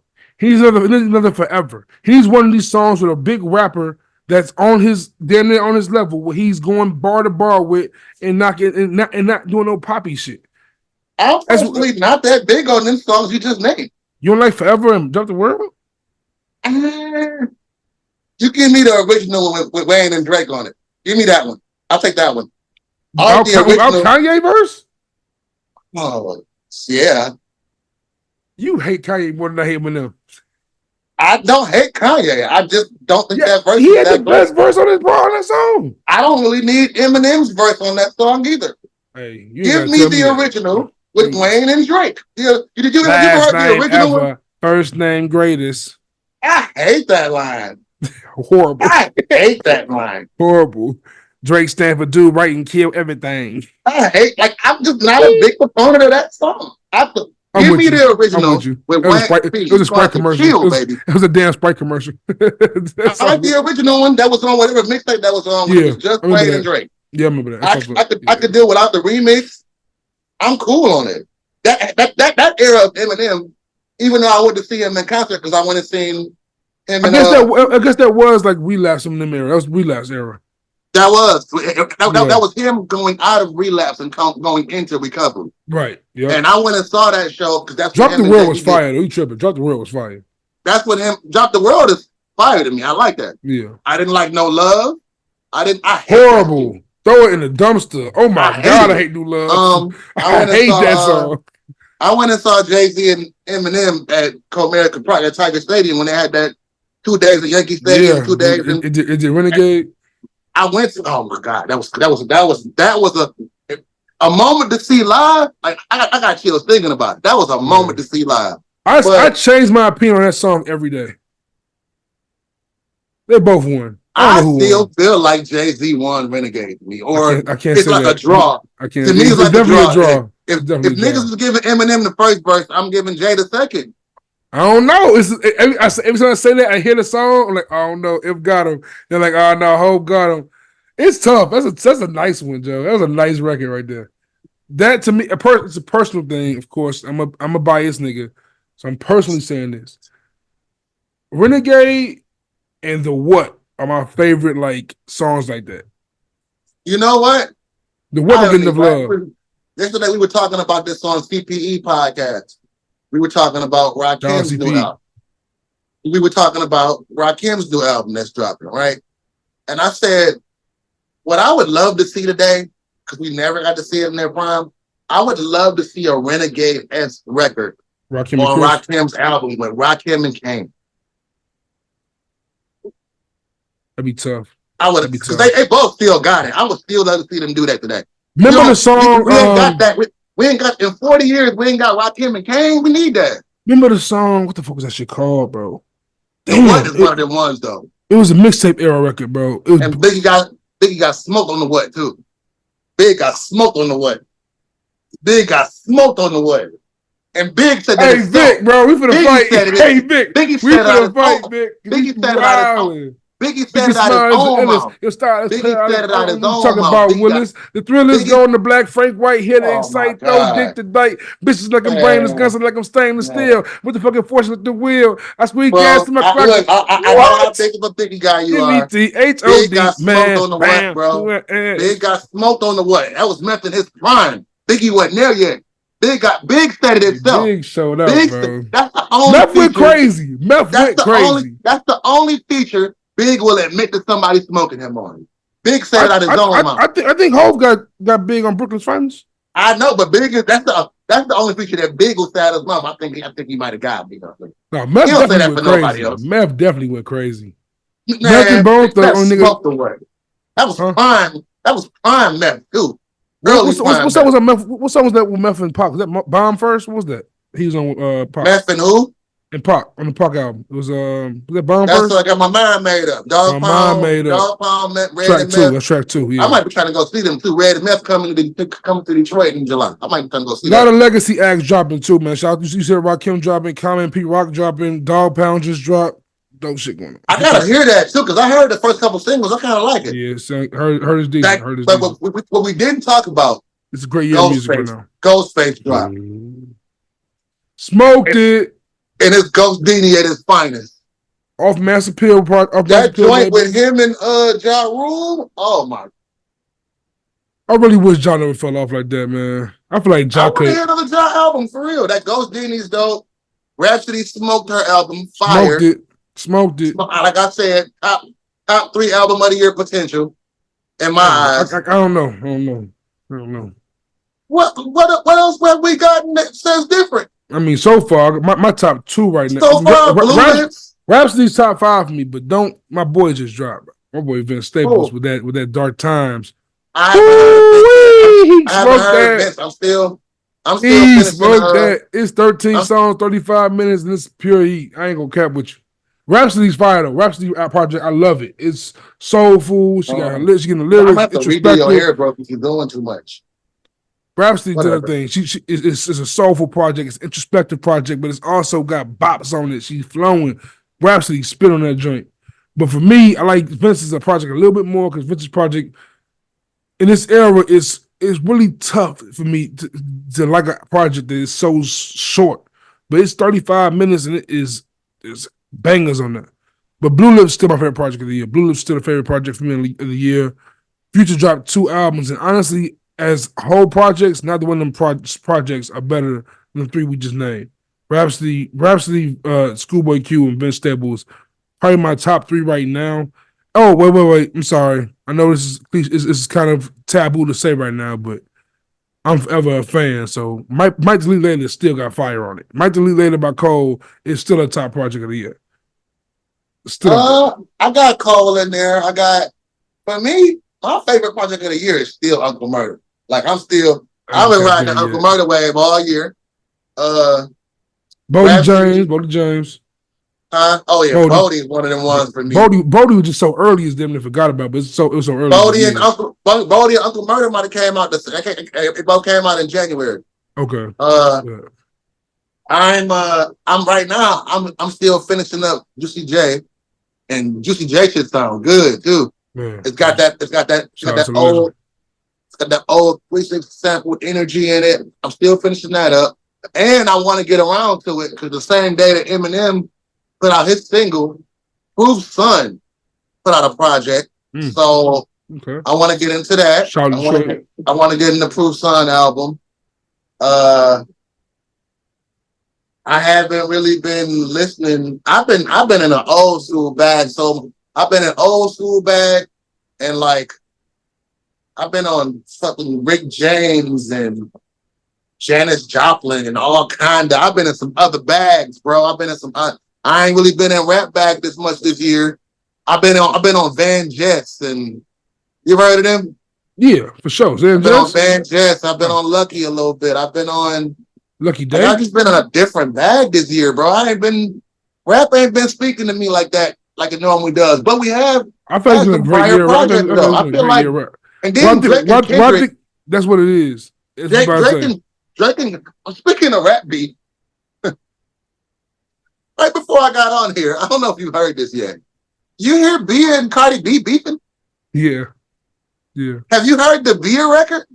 I heard a snippet on Eddie Wilson's Instagram just now. I heard the record before it came. You know what, man? But Cardi B took a nice little shot at her on the Glorilla Bent the Stallion record, Wannabe. I guess Bia responded. I heard that record yet. Yeah, Cardi B said something about who won the Bia. Why are they beefing? I forgot the reason why. I think B is okay. I think B is on. I'm not even gonna dignify our airways with playing this B song. I think B is on Team Nicki Minaj, and I think that's how. I don't want to I don't even want to listen to this B song. I heard it earlier. I'm very unfamiliar with B. I've heard that she's a good rapper. Me too. That was kind of the first. I confused her with that girl Sia. I think there's a Sia out there. I be thinking she Who's the one that is British that J. Cole's in the song with? That Bia? That's her. Okay. But yeah, I be forgetting she a rapper. I be getting her LMA mixed up. What if happened to LMA? Where LMA go? Booed up, nigga. Like I be thinking I know she rap. But she rap. She too pretty. She too pretty to rap. She too pretty to rap. I heard her. I think she on a. I think I heard her on a Russ record. I know this is I'm almost sure the only thing I'm really familiar with her is a Russ. She featured on a Russ record. Unfortunately, we are technically a music podcast, I guess. So I guess we got to touch on this. And we did mention cancel culture with Eminem a little bit. It looks like the industry is really trying to cancel Drake. Trying to kill what? Cancel Drake. Like, I feel like the industry is really trying to cancel Drake right now. You think so? Nigga, let me tell you something right now.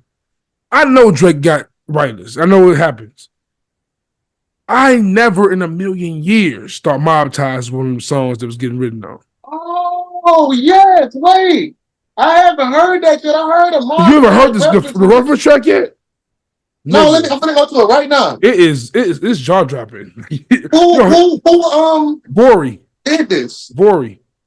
Oh, Vori did it. Yeah, and it's fire. His version is like not better, but it's like. Oh, I'm gonna try to put it on. Yeah, go put that on. Yeah. It's gonna hurt your heart. Yeah. CD. I shoot. Really. And I'm a nurse. I turn on the bitch. I turn on the bitch. Black boy, cause that's moving fast. Watch your homie if he moving on his ass. And the rocket and that bitch ain't got no tax. Oh, Sticky, bitch. that's fire right there, baby. That's fire. Why he do that? And I'm a shit. It's what it is. Yeah. And I got toxic. It's Oh, Drake. It's ugly. Too late, boy.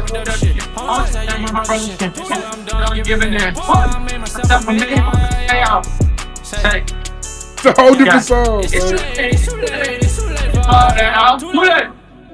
Yeah. Oh, shit. Man, it's not a level with the Drake one, man. Like this was the Drake one. It ruined my time, bro. Sticky bitch.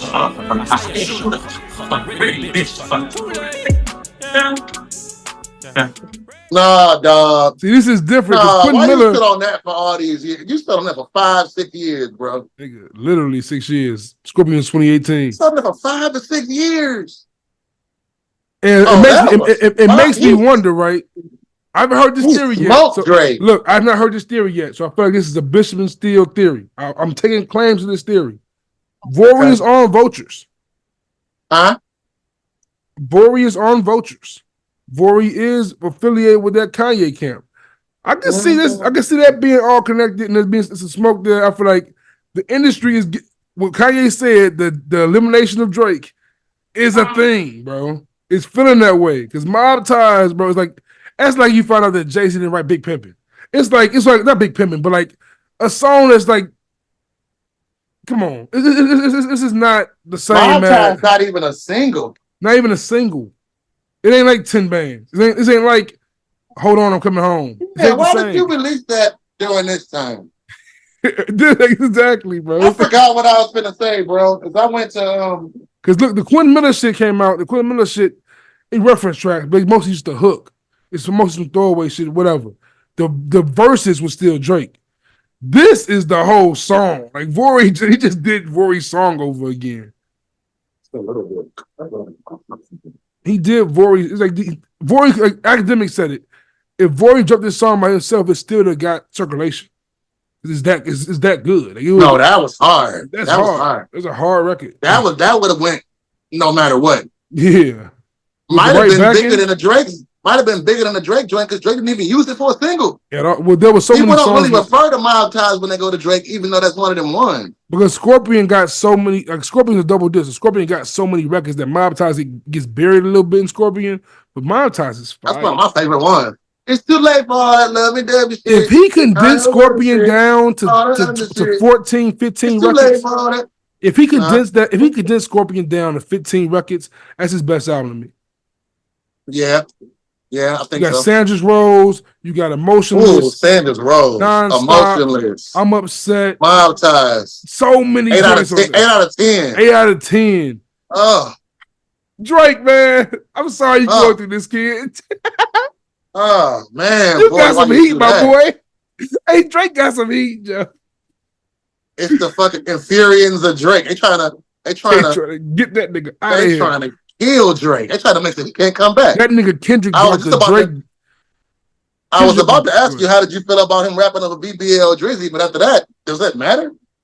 I mean, I feel like it was a smart flip of BBL Drizzy. I think it's bad bitches love Drizzy, and then he said every time they need a new body, they say BBL Drizzy. That's cool. It's a cool little flip, but at the same time, doing it on a Sexy Red song was just not the move. I feel like. Sexy Red, my favorite person this week. Ooh, you might everything. I actually started her album too, but I ain't finished it. But I can't do it to myself. She is my favorite person this week because she was on wrestling this week, my nigga, and that was the funniest shit. And Wrestling is really bad. It's crazy. She was real life on wrestling, bro. Twerking. Oh God, it was incredibly ratchet and. Yeah, I saw with the Heartbreak Kid. I saw him saying. Oh, she had a, bro. She put on she's actually built for this. Like I can see her, like if she actually learns, learns how to wrestle, she has the personality for that. Like it was actually kind of dope to see. But I went to the Tigers game last Friday. I went to the Tiger and coincidentally they were playing Toronto. What is their team? Are they the Blue Jays in baseball? Blue Jays back Blue to Jays were back, playing Toronto, back right? to back. So while we were out getting snacks and shit, I'm wondering because the whole time, like I'm while they're announcing the team, I'm like, why are they announcing them to BBL? Like they came out to BBL Drizzy. Like for real, they came out. I was like, and it's funny because BBL Drizzy. It's funny because the same day, me and Harris, True North Views Harris was having a discussion Salute in the to group chat. TMV gang. He believes Drake won, and if Family Matters is the best song. What? He said, hey, call Harris on the phone, Joe. Get Harris on this. I want him to come on this spot. Harris, I'm calling you out. Harris, Hold on, calling you out. Hey, Vic, don't even explain it to me. I want Harris to tell me in his own words how on God's green earth Drake won anything this year. He said that Drake didn't lose. Drake not only lost, he lost so bad that Cole is over with, bro. He lost so bad. He lost so bad. His only real affiliate in the whole war before the war started. Look, but to Harris's defense, Harris is a Torontonian. He's from Toronto, right? So he's being a good friend right now. He's the friend after your home. Hey, you're doing too much. He is the friend that is being supportive when your man's get into the one-on-one. And it's like, no, you got that. You got that. You got that real Family Matters is cool. I know your nose bleeding and your eyes busted, but you got that one good hit, man. You got that. Family Matters was literally good for 20 minutes. Family Matters was really good for 20 minutes. Family Matters, I like the record. It's one of my favorite songs in the beat. Cool. But to say it was the best song in the beat, it's just Drake over London Drill like Drake does, and it's good, but it's not a better song than Not Like Us. It's not a better song than Euphoria. What are you talking about? If you get rid of, I say this every time, if you get rid of that verse about the daughter, Meet the Grams is a murderous diss. It's scathing. I told him that. That was his point. Look, Harris, True North Views. Matter of fact, I implore all of you, Harris, Shola, Deal, we can make this a whole True North Views Bishop and Steel collab. If y'all would like to come on and all of your Toronto greatness and defend Drizzy, and we open this conversation, me and Juice welcome all three of you guys to come. They all agree with this? They all feel this way? I ain't heard Deal's take or Shola's take, but I feel like they probably gonna ride with the team too. So if y'all ride with Drake, please come on and let's have rap beat court. Because let me tell you something right now. Cypher Sounds from the One Epstein podcast with Peter Rosenberg detailed a story of him being on tour with Dave Chappelle, and he was he went to Toronto, and after his Toronto show, his social media person uploaded clips of the time in Toronto, and on Instagram he put the background music as Not Like Us. After doing so, Cypher Sounds then proceeded to tell us that OVO 40 DM'd him saying how would he feel if he came to his city playing a song called him a pedophile, and that he wants to punch Cypher Sounds in the face. And let me just tell you something right now. Once that behavior starts happening, you lost.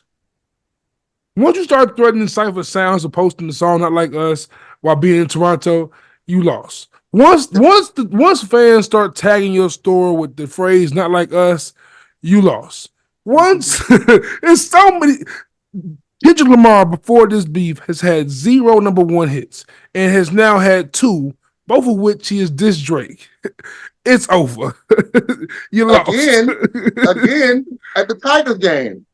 We was in them stands at the Tigers. Oh, and we was on TV last week. I only know that because we was in, and I'll get to that in a minute. But Superstar Fee. Not Like Us dropped, and I saw senior citizen khakis. I saw the khakis and they're singing the words. Facts. So not like us. Not like Probably us. don't even. I saw 70-year-old white people in the stands on the screen singing not like us, bro. When that happens, you lost. Bro. You lost. The nigga has you. See, everyone thought Back to Back was such a great move because it was a hit and he was dissing the nigga. He's calling you a pedophile, and it's number one. He's saying certified pedophile. This is why Harris is saying that he didn't win because the pedophile thing isn't true. But look, we're trying to move goalposts for y'all, man. Hey, Harris, boo! I'm booing you. Oh no, not because it isn't true, because he didn't prove it. Well, this is rap beef, not the court of law. No one to this day knows if Pac fucked Faith for real. But he said that shit. He felt that shit. He felt that shit, bro. Now rap beef has become Perry Mason and Matlock. Like, what we talking about? When it's Drake in it. When it's Drake in it, now we got to be Matlock. But meanwhile, when J. Cole said that Kendrick Lamar music was snoozy, everyone got mad at Cole for saying, "Oh, that's not true." Well, nigga, it's a beef. I'm gonna say your shit weak if it's a beef.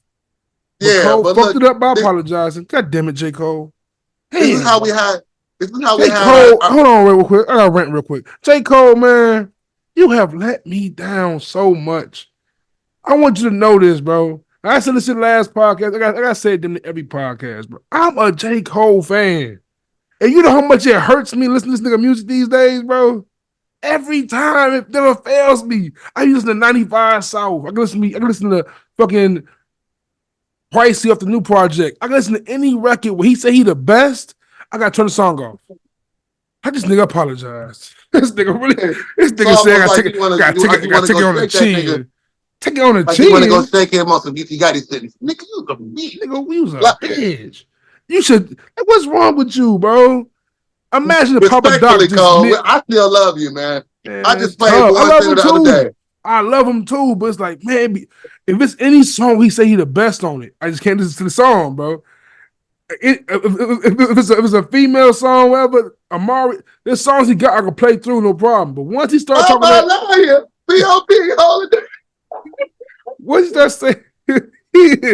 starts saying I'm numero uno and all that shit, that's over with, bro. Man. You gotta realize Drake got a #1 single on First Person Shooter, and that song has been just obliterated. Like, that song is never gonna feel the same. Yeah, man. I had my 2 seconds. This is how this will go. As much as I keep trying to delve out of being a music podcast, we just are. We just are. And we're music people, bro. That's who we are. That's how I got my 15 seconds of fame on Fox Sports Network the other day when I was at the Tigers game. Because they doing you know how they put the camera on you and put you on the Jumbotron? Yeah. I don't even know I'm on it till I look up and I see my lips moving. And I'm like, so it's one of them in between innings moments. And they play Montel Jordan. So I'm sitting there with my friends talking. Because I'm like, hey. They play Montel Jordan. This is how we do it, right?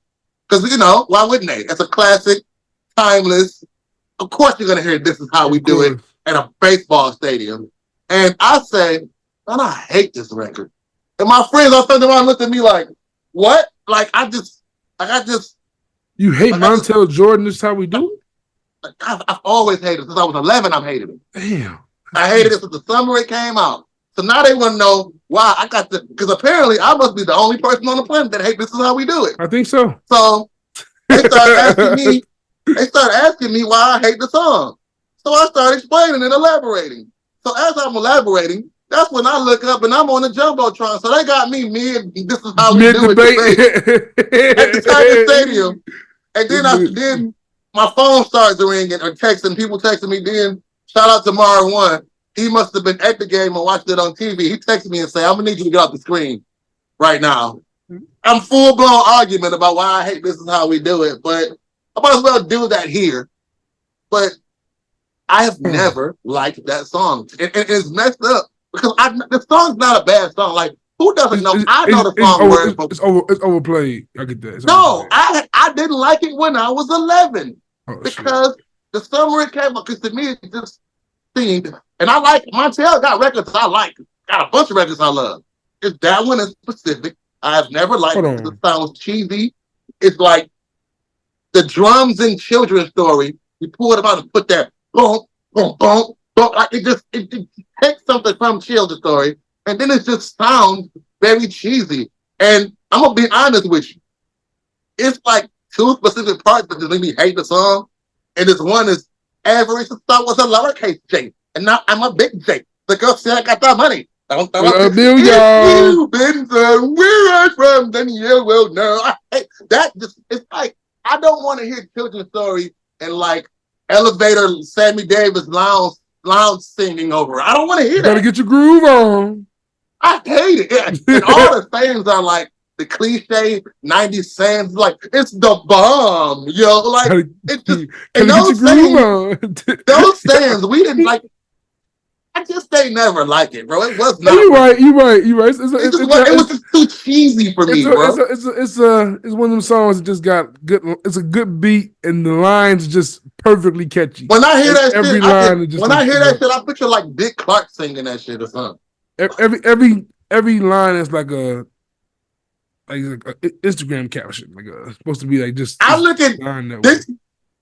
Montel Jordan and Whoop, there it is like the same shit to me. Damn. Whoop, there it is. So how you feel about Blackstreet No Diggity? Huh? Oh, I've never liked that. I hate that. No Diggity, no doubt. I hate that record. I hate that record. The Dre version too? The Dre version? Huh? Dr. Dre version too? When Dre start rapping? Cut it off after Dre's verse. Real shit. Cut it off after Dre's verse. I didn't even like shit as a more seasoned man. Don't Leave Me Girl just grew on me because I didn't like it. I didn't like niggas doing that right after Tupac died. It was like, nah, bro, don't do that. I don't care that it wasn't Tupac's original. Like, no, don't come right after that. And then, because you know what's funny? Like reliving the 90s and learning things about it you didn't know. Because I was like last year years old when I found out Toss It Up was a No Diggity disc. That shit crazy as hell. That shit crazy. Toss It Up is a redo of No Diggity. That is because I love Toss It Up and I hate No Diggity, bro. You love Toss It Up. Oh, Toss It Up. You are one of one. You are one of one. Toss It Up. No, I'm not a one of one. You just wasn't outside. That could be two, because that is the only skip on 7 Day Theory. You not in the age bracket of niggas like Toss what? That's the only skip on. I see you in the lot. You couldn't say it with a straight face. That shit right there is not Pac, bro. What's going on? The video even crazier. The video crazy with the car burning. That shit crazy. Shout out Lisa Ray. Oh God! For him to use that record and get Aaron Hall, Casey and JoJo, Danny Boy, and all them niggas to do all the anti-Teddy Riley motherfuckers to have a whole song about fucking hoes and then dissing Dre in the same song is crazy. All them niggas hate Teddy Riley. Aaron Hall niggas hated Teddy Riley too. Still down for the Death Row South, no longer Dre Day. Aretha Duck Check. Hey man, shout out to Pac. Hey, Pac, I ain't gonna lie, Joe. Pac getting off as much music as he did in that short amount of time is one of the most impressive feats of hip hop. That's crazy. Like Pac got out. And don't get me wrong, as a Biggie fan, I stand by Biggie because I still say for Biggie to have just 2 albums, he got a lot of hits. A lot of hits for nigga with 2 albums. Like when niggas give me that Biggie longevity shit, I'm like, yeah. But think about him having 2 albums and having a solid 15 hits. Like 15 songs you can hear at the club anytime. And I feel the same way about Pac, because Pac, 92 to 95, really? 91, 95, kill shit. 91 to 96 is all Tupac. It's crazy. It's crazy. Yeah, man. It's just, you know what? I forgot you a hardcore Biggie guy, right? So, in that, like, that's the new saying now, right? Big this, big something. As a big guy, how do you feel about everything being big something? What do you mean? That's the slang now. Big energy, big. Everything's big. I feel like that kind of got ruined when skinny niggas were saying it was big. Nigga, Big L was a skinny nigga. Big Sean is a skinny nigga. So I don't know, man. It just happens. Like it always bothered me that Big L was Big L. And you skinny as shit. How is he Big L? Why he nigga is a stick. Big Pun is Big Pun. Nigga, that nigga big. That nigga was big. But yeah, this is cool, man. Yeah, if I was a big nigga, I'd be like, hey, y'all niggas ain't big niggas. No, see, you don't understand the real struggle.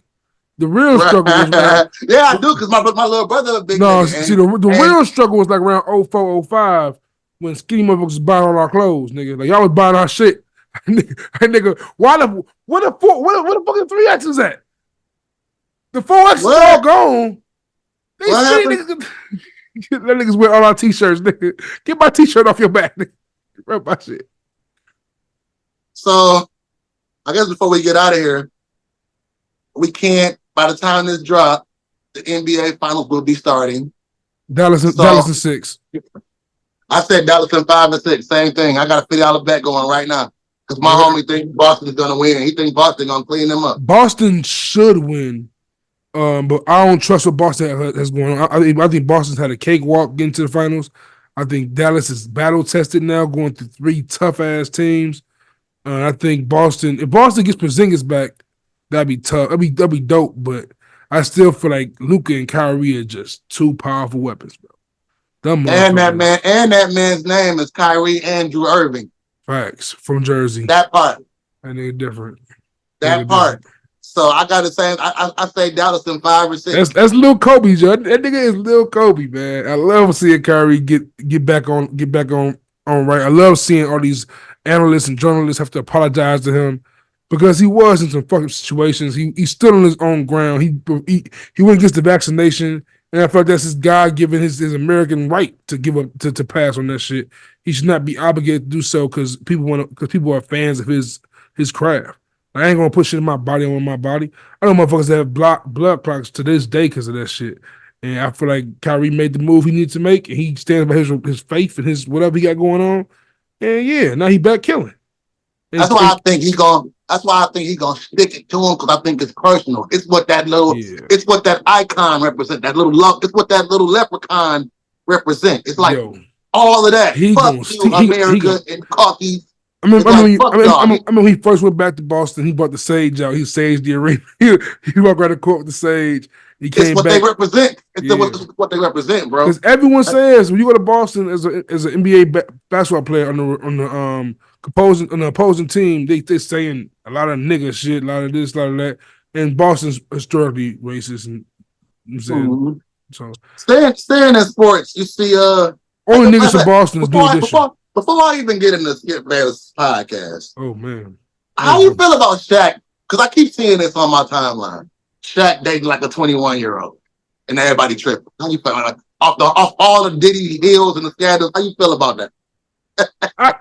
It's tough for me to say this, right? It's tough for me to talk about it because I'm young. I'm younger than Shaq at least.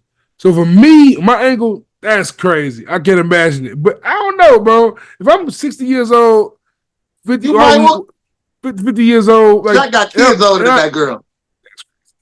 I mean, my godfather's like 70. He has his youngest child is younger than his grandchild.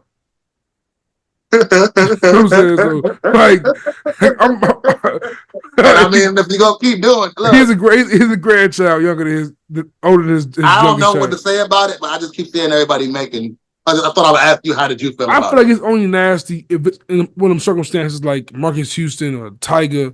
If you waited on her and groomed her. You damn near waited on her. Yeah. Shit. Like if you Shaq, that's different. You Shaq, you in the club. I just don't see what a nigga could be 50 could be talking to a girl 21 about. Nothing. They just fucking. What movies y'all watching? They kill cornbread? They're not watching no movies.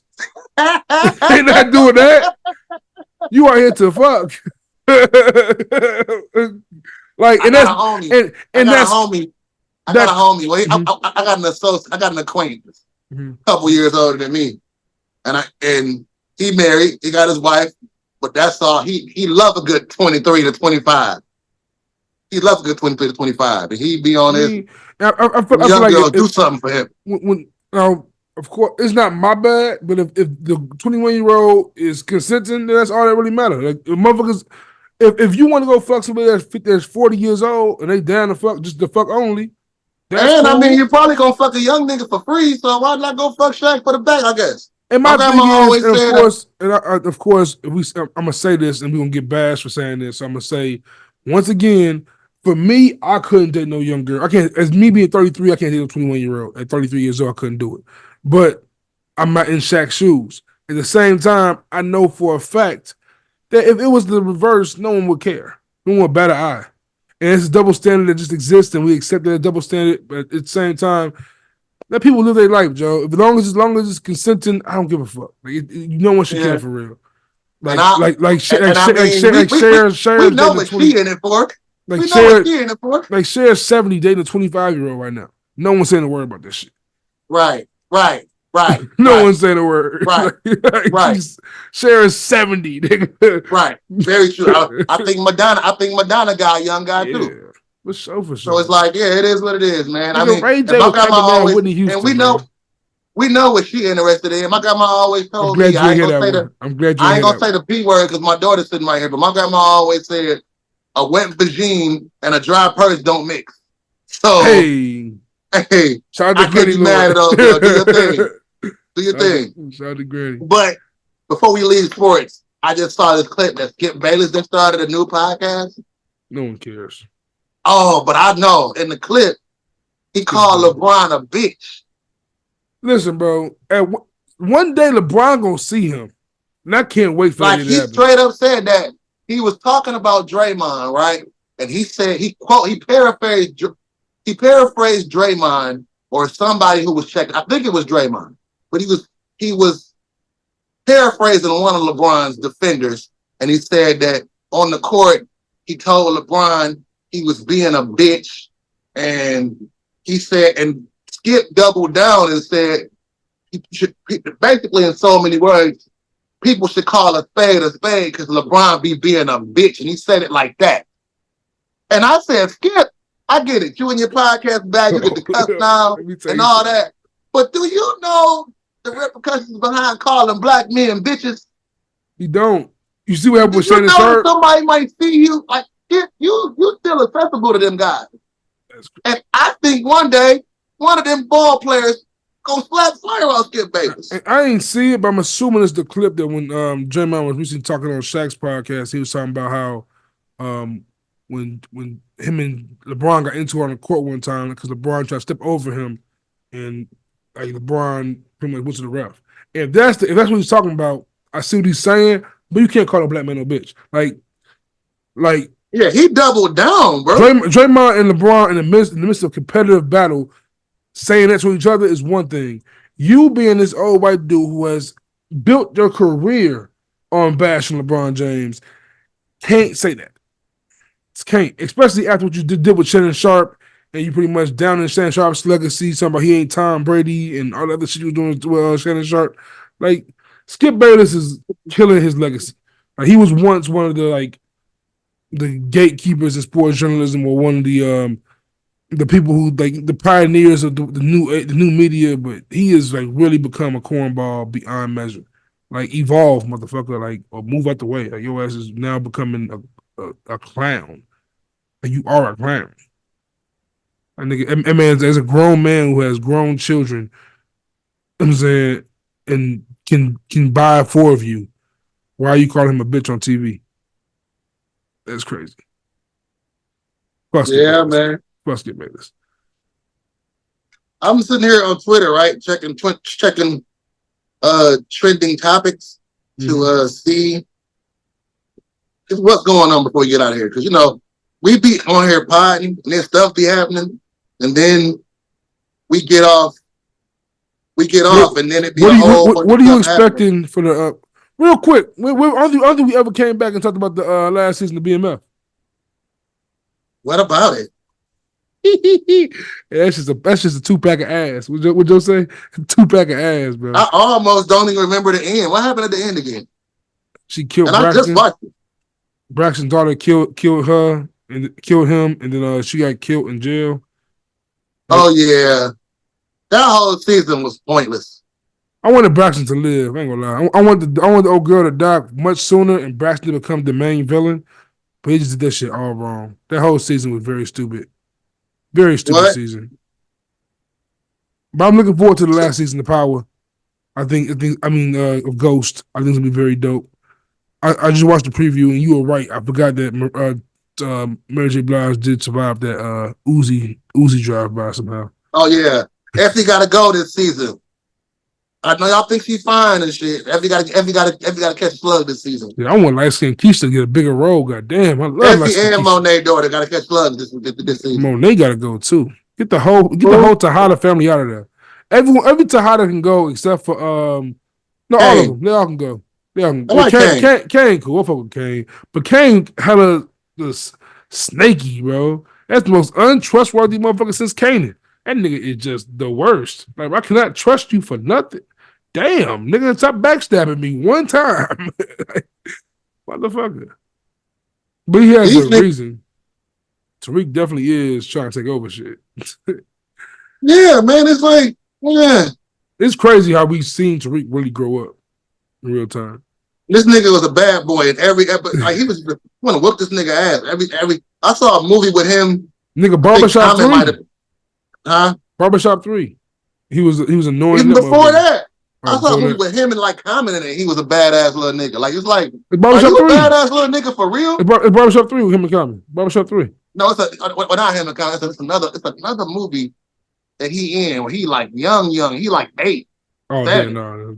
And he trying to play that little nigga. It's like, bro, you play this character so well. You must have been a bad little nigga your whole life. I'm trying to get down there where you at. I want to come to Chicago and catch Andrew Reese and them in person, man. Man, my little bro just went last week. I gotta come see them in person. I'm trying to wait on my older daughter to get down here and take her down there and all of this. That's the hottest ticket in the city right now. That's the hottest ticket in the city right now.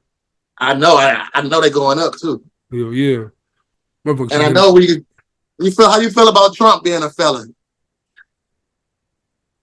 Hey man, if that was Obama, Joe, he'd be assassinated right now. I think it's 34 counts of felony charges. Guilty. They would have been spray painting nigger across the White House. And they're saying by the time he can get indicted, he'll already be president, and he can then just what's it called? Expunge his record. Yeah. And here's my thing, right? It's crazy. Here's my thing. If the president-elect can be a felon, y'all need to start pulling that shit off job restrictions. Like niggas you can't be a postman and have a felony record. Nigga, you can be the president. That'd be crazy. Niggas can't be a postal worker. I don't even know if it's still. I don't know if there's still voter restrictions on that. But if I'm not mistaken, there's voter restrictions on being a felon. So hell yeah. So it's like if you're a felon and you can't even vote, but you can be the president. Crazy. You need to change that. Insane. It's time for America to rewrite the Constitution, man. It's just time for us to elect motherfuckers under the age of 65, bro. Like at this, come on, after Obama, we've had back-to-back fucking. At this point, I feel like we need presidents under 60. I agree. Like Obama was elected after he was 45. He got elected, something like that.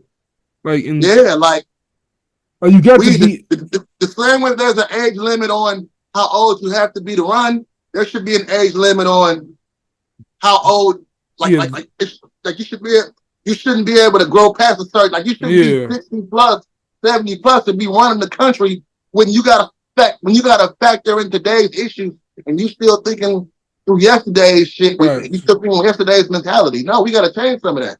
As much as I don't like a lot of this new progressive culture shit, we need some of that new progressive culture energy in politics in America. On God, we do. I agree. Couldn't agree more.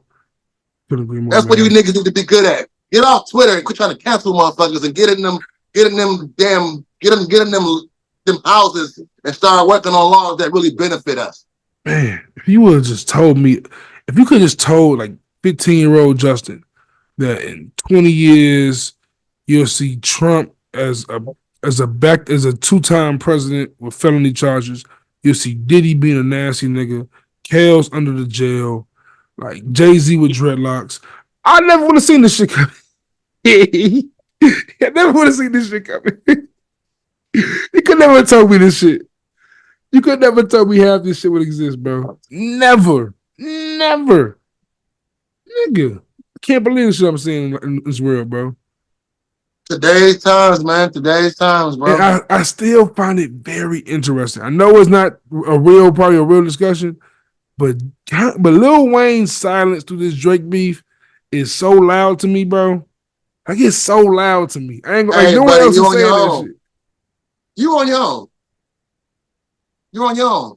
You don't think you're a man now. Stand on your own. Yeah, but still, like nothing, like not a peep. Who was he supposed to respond to? Ross? Why? Tough, man. It's just because like the way I look at it, right? He didn't respond to Ross when Ross dissed Birdman. That's different to me. Because Ross was dissing Birdman on some like you doing Wayne dirty shit. Right. I feel like Ross went at Drake, and like to see Game be like the only nigga that ever like step up for Drake. It's just loud to me. Like only nigga that stepped up was Game. Oh, back to Puffy. Did you see that in the 100 record when Game yes, says oh my night? God. Hey, this nigga's a demon, bro.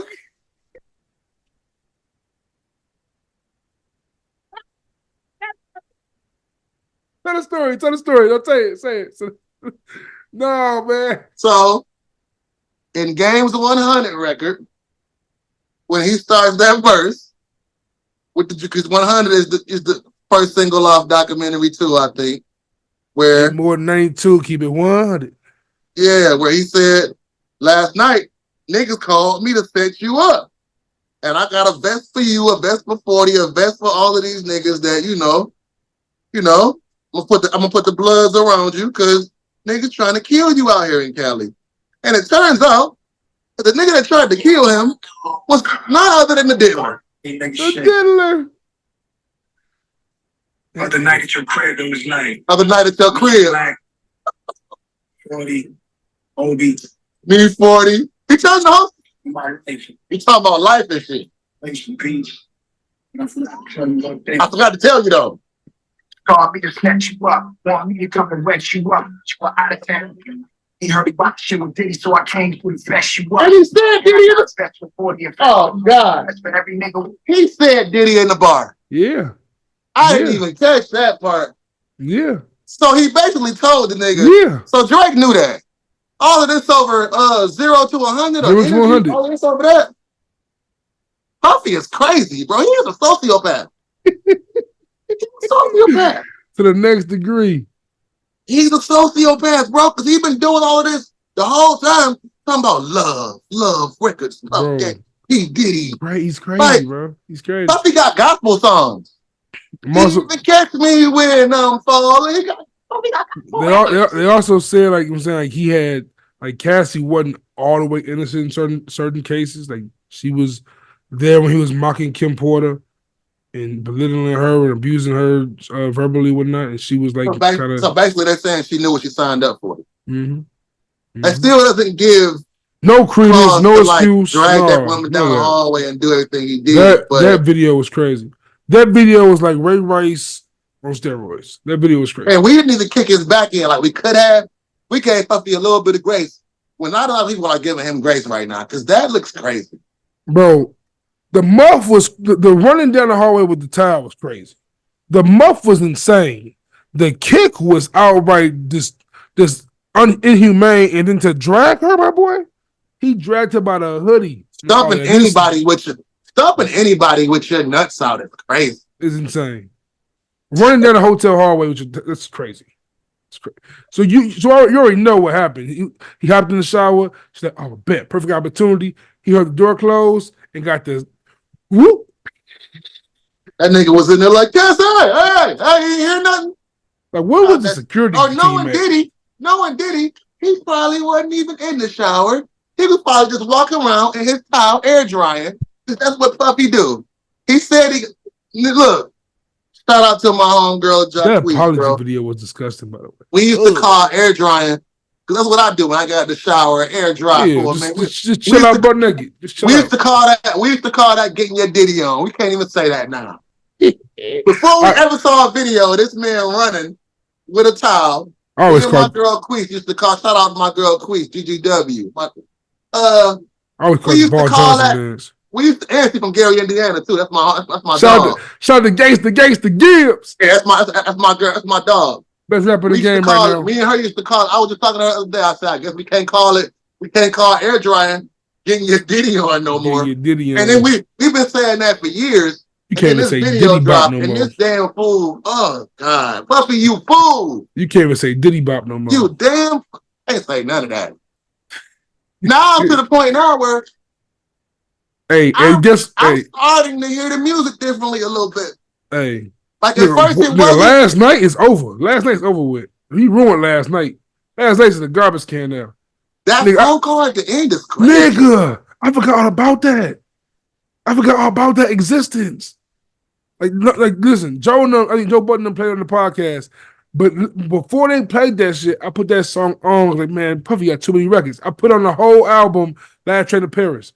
That song came on. He started talking in the song. I'm like, yo, what? You gonna blow her shit up? No, Puff. You can't do that. She answered the phone. You just mad? No, Puff, you can't do that. Even though I get mad when he talks in Biggie songs now. Big Papa, we do the whole little tell your friends, and we can be friends. We do this every weekend. Is that all right with you? That shit's all over with. That's what I said, right? And now that I'm thinking about it, I'm not gonna sit here and act all extra cancel culture-y. Yeah. But in the same breath, I don't really need a whole lot of Diddy's catalog as far as him, the solo artist. Shouldn't me. I said as far as him, the solo artist. Oh, the solo artist. Like Diddy, Diddy's discography. Outside of No Way Out, I don't really need a lot of Diddy's catalog. I need a girl ain't that good of a song. I'm cool. Huh? I need a girl ain't that good of a song. I need a girl 1 and 2 can be thrown away. I don't need none of them. They cool, but I don't need them. Don't need them at all. I don't need them. Bye. I like the remix. I did like Diddy ain't Kales, nigga. I'm sorry, he's not Kales. I can throw you don't have no fiestas. Like all the stuff you produced on and worked on. Because like, okay, for example, right? The other day I was in the victory lap. And I forgot that. Man. Oh, my. Damn, Vic. Do you see where I'm going with this? That hurt me in the heart just did. Do you see where I'm going with this? Because I forgot he executive produced that shit. Until Young G's come on and he started doing the ad-libs and Young niggas. And I'm like, dog, his DNA is all through this album. All through that album. And I love Victory Lap. Fire. Classic. Probably one of the last certified classic albums. To me. Probably one of the last ones we've had. To me. That was like, this is it's an instant classic. Are you second drop? I guess with this Bia Cardi thing going, after Kendrick and Cole, are we over rap beef now, or are we still here for it? Not with her. I'm just saying in general. Are there inner? I still want Cole to diss Kanye. I still want that. I still think Big Sean has something he needs to say. Like I don't think it's going to warrant a response from anybody.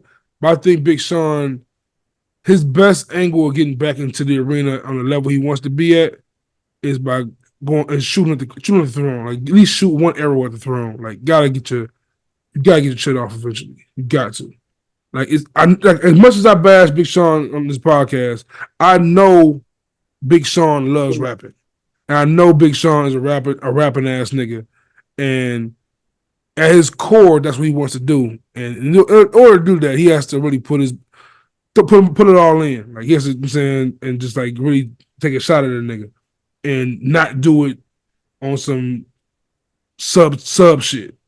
Like it's time for him to at least try to get Kendrick to come outside twice. Like, all right, you took down Drake.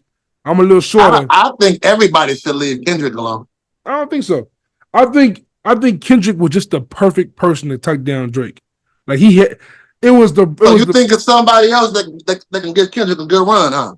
I think Cole could have gave him a run. If Cole didn't apologize and he apologized, he could give him a run. Cole could have, but I'm saying at this point he's coming out now. That's over for sure. That's over with. But like no, I don't think anybody can like really knock Kendrick down a peg. No, but I feel like Big Sean could make it a formidable it could be on some. I think so too. I think Big Sean and Kendrick could be a better back. I think that'll be a better back and forth than Kendrick and Drake was. Yeah, because you can't kill Big Sean when you kill Drake. Like No. Killing Drake is like it's I don't want to say it's easy because Drake is dope, but And like, that Drake is more vulnerable. There's that element of being from untapped cultural city. Detroit is like one of them. It's like Compton, nigga. We got all the same shit y'all got. We got our own culture. We gonna talk to you a certain way. Like, and this Drake this is also one of them cities you don't want to come to if you want smoke. We invented the no-fly zone. Drake just had too many weaknesses. Drake just had too many soft spots. Like, as big as he is, like, it was a sneak attack by Kendrick and it caught Drake. I don't think Drake was prepared for that at all. Drake wasn't ready. He was not ready for that. Like, he thought it was gonna be. Like, he thought he had a plan set up, the same plan he had for Meek basically, and Kendrick knew his plan. So Kendrick was ready for him to drop his second track.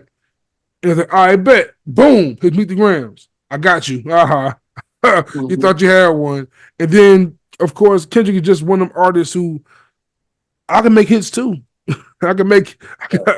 I got connections. I got the best connections to beat makers as well. I'm doing the same tip. I feel like the best way to get Drake was that he was the only person I think in culture that could have got Drake. He was the only one. Yeah, I don't think Cole could even have got Drake out of here. No, he couldn't have. Like, but I think Kendrick just has enough pop recognition and enough hip hop lyrical miracle recognition. Was like, yeah, he got you. We got you. So is this season of America giving Uncle Murder enough for his wrap up so far? What he could do a halfway mark wrap up. Nigga, so do a midterm one, Joe. Do a midterm. I feel like as we're going through this year, right, and we're getting to July, like, nigga, we forgot. Nigga, Kanye West had a whole situation happen. We just forgot about because all this shit happened, bro. Kanye had a whole album. He had a whole album drop. Beyonce had an album drop. Kanye got caught in Paris getting head on the boat. Like, how much didn't happen, bro? It's been a crazy year. It's only May. Cat Williams has June 2nd. June 2nd. I blame all of 2024 on Cat Williams. Nigga, Shannon Sharp. And Shay. Shannon Sharp has took over the world, nigga. What's happening? It's crazy outside, bro. This year has been mind-boggling, bro. Trump just got 34 counts. I was watching the Tom Brady roast last night. I gotta finish it because that damn thing was 3 hours. Hilarious, bro. It is. I'm so glad we're getting back to toxic culture and cancel culture. Slowly but surely. I'm gonna watch Cat Williams at some point too, because now I gotta see what all the fuss is about after you done started this year and you got the whole world beefing. Horrible. So, man. I ain't gonna lie to you. For it to be a slow news week, we sure got it out of him. Come here. Come on, man. It's us, bro. Bishop is still, but dog. Come here, man. You're gonna get some Doritos. We almost done. Come on. It's hard for us. It's hard for us to link all the time because my schedule's ass and you have your moments as well. But when we do this shit, that's natural. You want to ask him what you just asked me? You know what I asked? Don't be scared now. You asked me about the podcast. What you asked me about the podcast? She said, "Is the podcast over?" Is the podcast over? Nothing the tie-dye shirt on. Come on, tie-dye. You don't want to talk about nothing? What's going on in kid world? Huh? Nothing. Now you want to be bashful inside. You've been making me going crazy on me the last 2 hours. Because she's been behind this camera, like smoking me. Like, better hurry up. Like, you know what I'm saying? Joe Budden, wrap it up. I'm the Migos then. Wrap it up then. Uh-oh. Got a hater blockers on. Yeah. Look like Stevie Wonder with that smile on your face. Do this. My shady more. Pretty little we didn't tap. And I'm so glad we didn't tap into this because we did it on Chris's podcast yesterday. I'm glad we didn't touch that fucking music top 100 garbage. Boom! That's all I gotta say. You know what? Baby, go grab me that big book over there. That real big one. I am so. Cause I'm not even a hater of the album Blonde, bro. But y'all gotta get the fuck off of oh, Frank Frank Ocean Ocean coming out, nuts. yeah. Get off of Frank Ocean nuts. That Blonde album is hella cool. Is he drunk? I forgot. Yo, we talking about Rolling Stone, right? I forgot I got this book. The history of Rolling Stone type Is that shit. John Lennon and Yoko Ono? Yoko, yeah, it's a Rolling Stone book. It's That pretty cover much is disgusting. it's pretty much all of their covers. It's a Rolling Stone book. Shout out to I Michael want to go Jackson. find this Puffy cover now. I didn't think about this. Oh snap! Is it in there? It's all the good. covers? It's all the covers from the first cover up until like remember the Kanye West Jesus cover yet? Shout out to Ye. My nigga Ye been crazy. Yeah, it's been crazy, man. That's like 97, right? I'm in 91 now. Hold on, 98. Let me see. Look at this name. Motherfucking Bill. Chill, Bill. And you know what's wrong with our politics right Classic. now? Shout out to Janet. Can you show this on YouTube? Hey man, it's outside now. Hey, but what's so crazy? What's so crazy about our politicians today? They are both older than Bill Clinton. Bill Clinton was president 20 years ago. Gonna get some. You say what? Trump and Biden are older than Bill Clinton. He was president 20 years ago. What? That's Damn. crazy. By the way, my new addiction is these damn weed pickles, bro. My homie makes edibles. He has edible. My homie makes edibles, right? Yeah. This shit right here be so fire. It's weed pickles. I bet that's fire. Nigga, I be high as hell. For no reason. Just banging on some pickles, pause. No Diddy. Here we go. And he got the nerve. He got the nerves to write big with an arrow on his chest, bro. Yeah, that's a nasty nigga. This might be the cover art for the episode. Nigga wearing a Versace drawers with a biggie. This might be the cover art for the episode. Let me see that again. Let me see that again. Look. Because it's weird. He's posing like almost like some Tupac shit. Puff Daddy on the making of No Way Out, his rivalry with Tupac Shakur in the last days of Notorious Big. He milked this shit in the superstar. That's crazy because, like, at that point, that means Pac was dead for like almost a year. Yeah, Pac and Big was dead. To talk about the beef with Tupac after his death is crazy. Puffy is a neck. Damn, Puff. Hate it had to be you, buddy. Hey, I saw this meme that said, after seeing it all play out, just based upon business, who would you rather do business with in retrospect, Suge or Puff? Either way, you might have got your ass whooped. Or fucked. Or fucked. Suge. I don't know, man. Suge made nigga Snoop ran a Master P because of Suge. You know what's crazy? Snoop went to New Orleans. Right? He put Snoop to New Orleans. Snoop went to Master P. Yeah, but I'll say this though. Throughout all of their beef, on again, off again beef, the Death Row artists still have good things to say about Suge. That's true. You don't really hear them, the bad. I mean, well, most of the bad boy artists can't have anything to say because half of them dead. Or NDAs. Or was locked up. You want a party? You want a party? Come on, Dad. You nasty. That nigga called his studio Daddy's house. Good night, y'all. Hey, that nigga sick. Yo. Daddy's house. Well, now Daddy's house might be because the way it's looking. The big house. The big house. Daddy's house is gonna be himself. The Diddy house. Oh man, the Diddler house, Diddler home. Diddly do it, Diddly damn. I'll be Diddly damn. At the title, I'll be Diddly damn. For the episode. Duckily, Diddly. No Diddy, no doubt.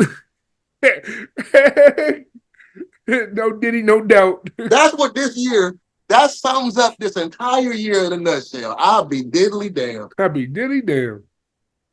Holy moly. Yeah, man. Great episode. On that note, we can close it out, buddy. On the real. Yo, man. Grand opening, grand closing.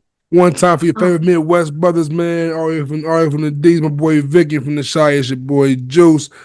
Back again with Bishop and Steel. What's that episode? What, 15? 18? 18? We starting to move, boy. 18? We starting to move. Word to Peyton Manning, man. 18. We starting for sure. to move, man. Like that, man. Peace, man. Love, God. Oh, man.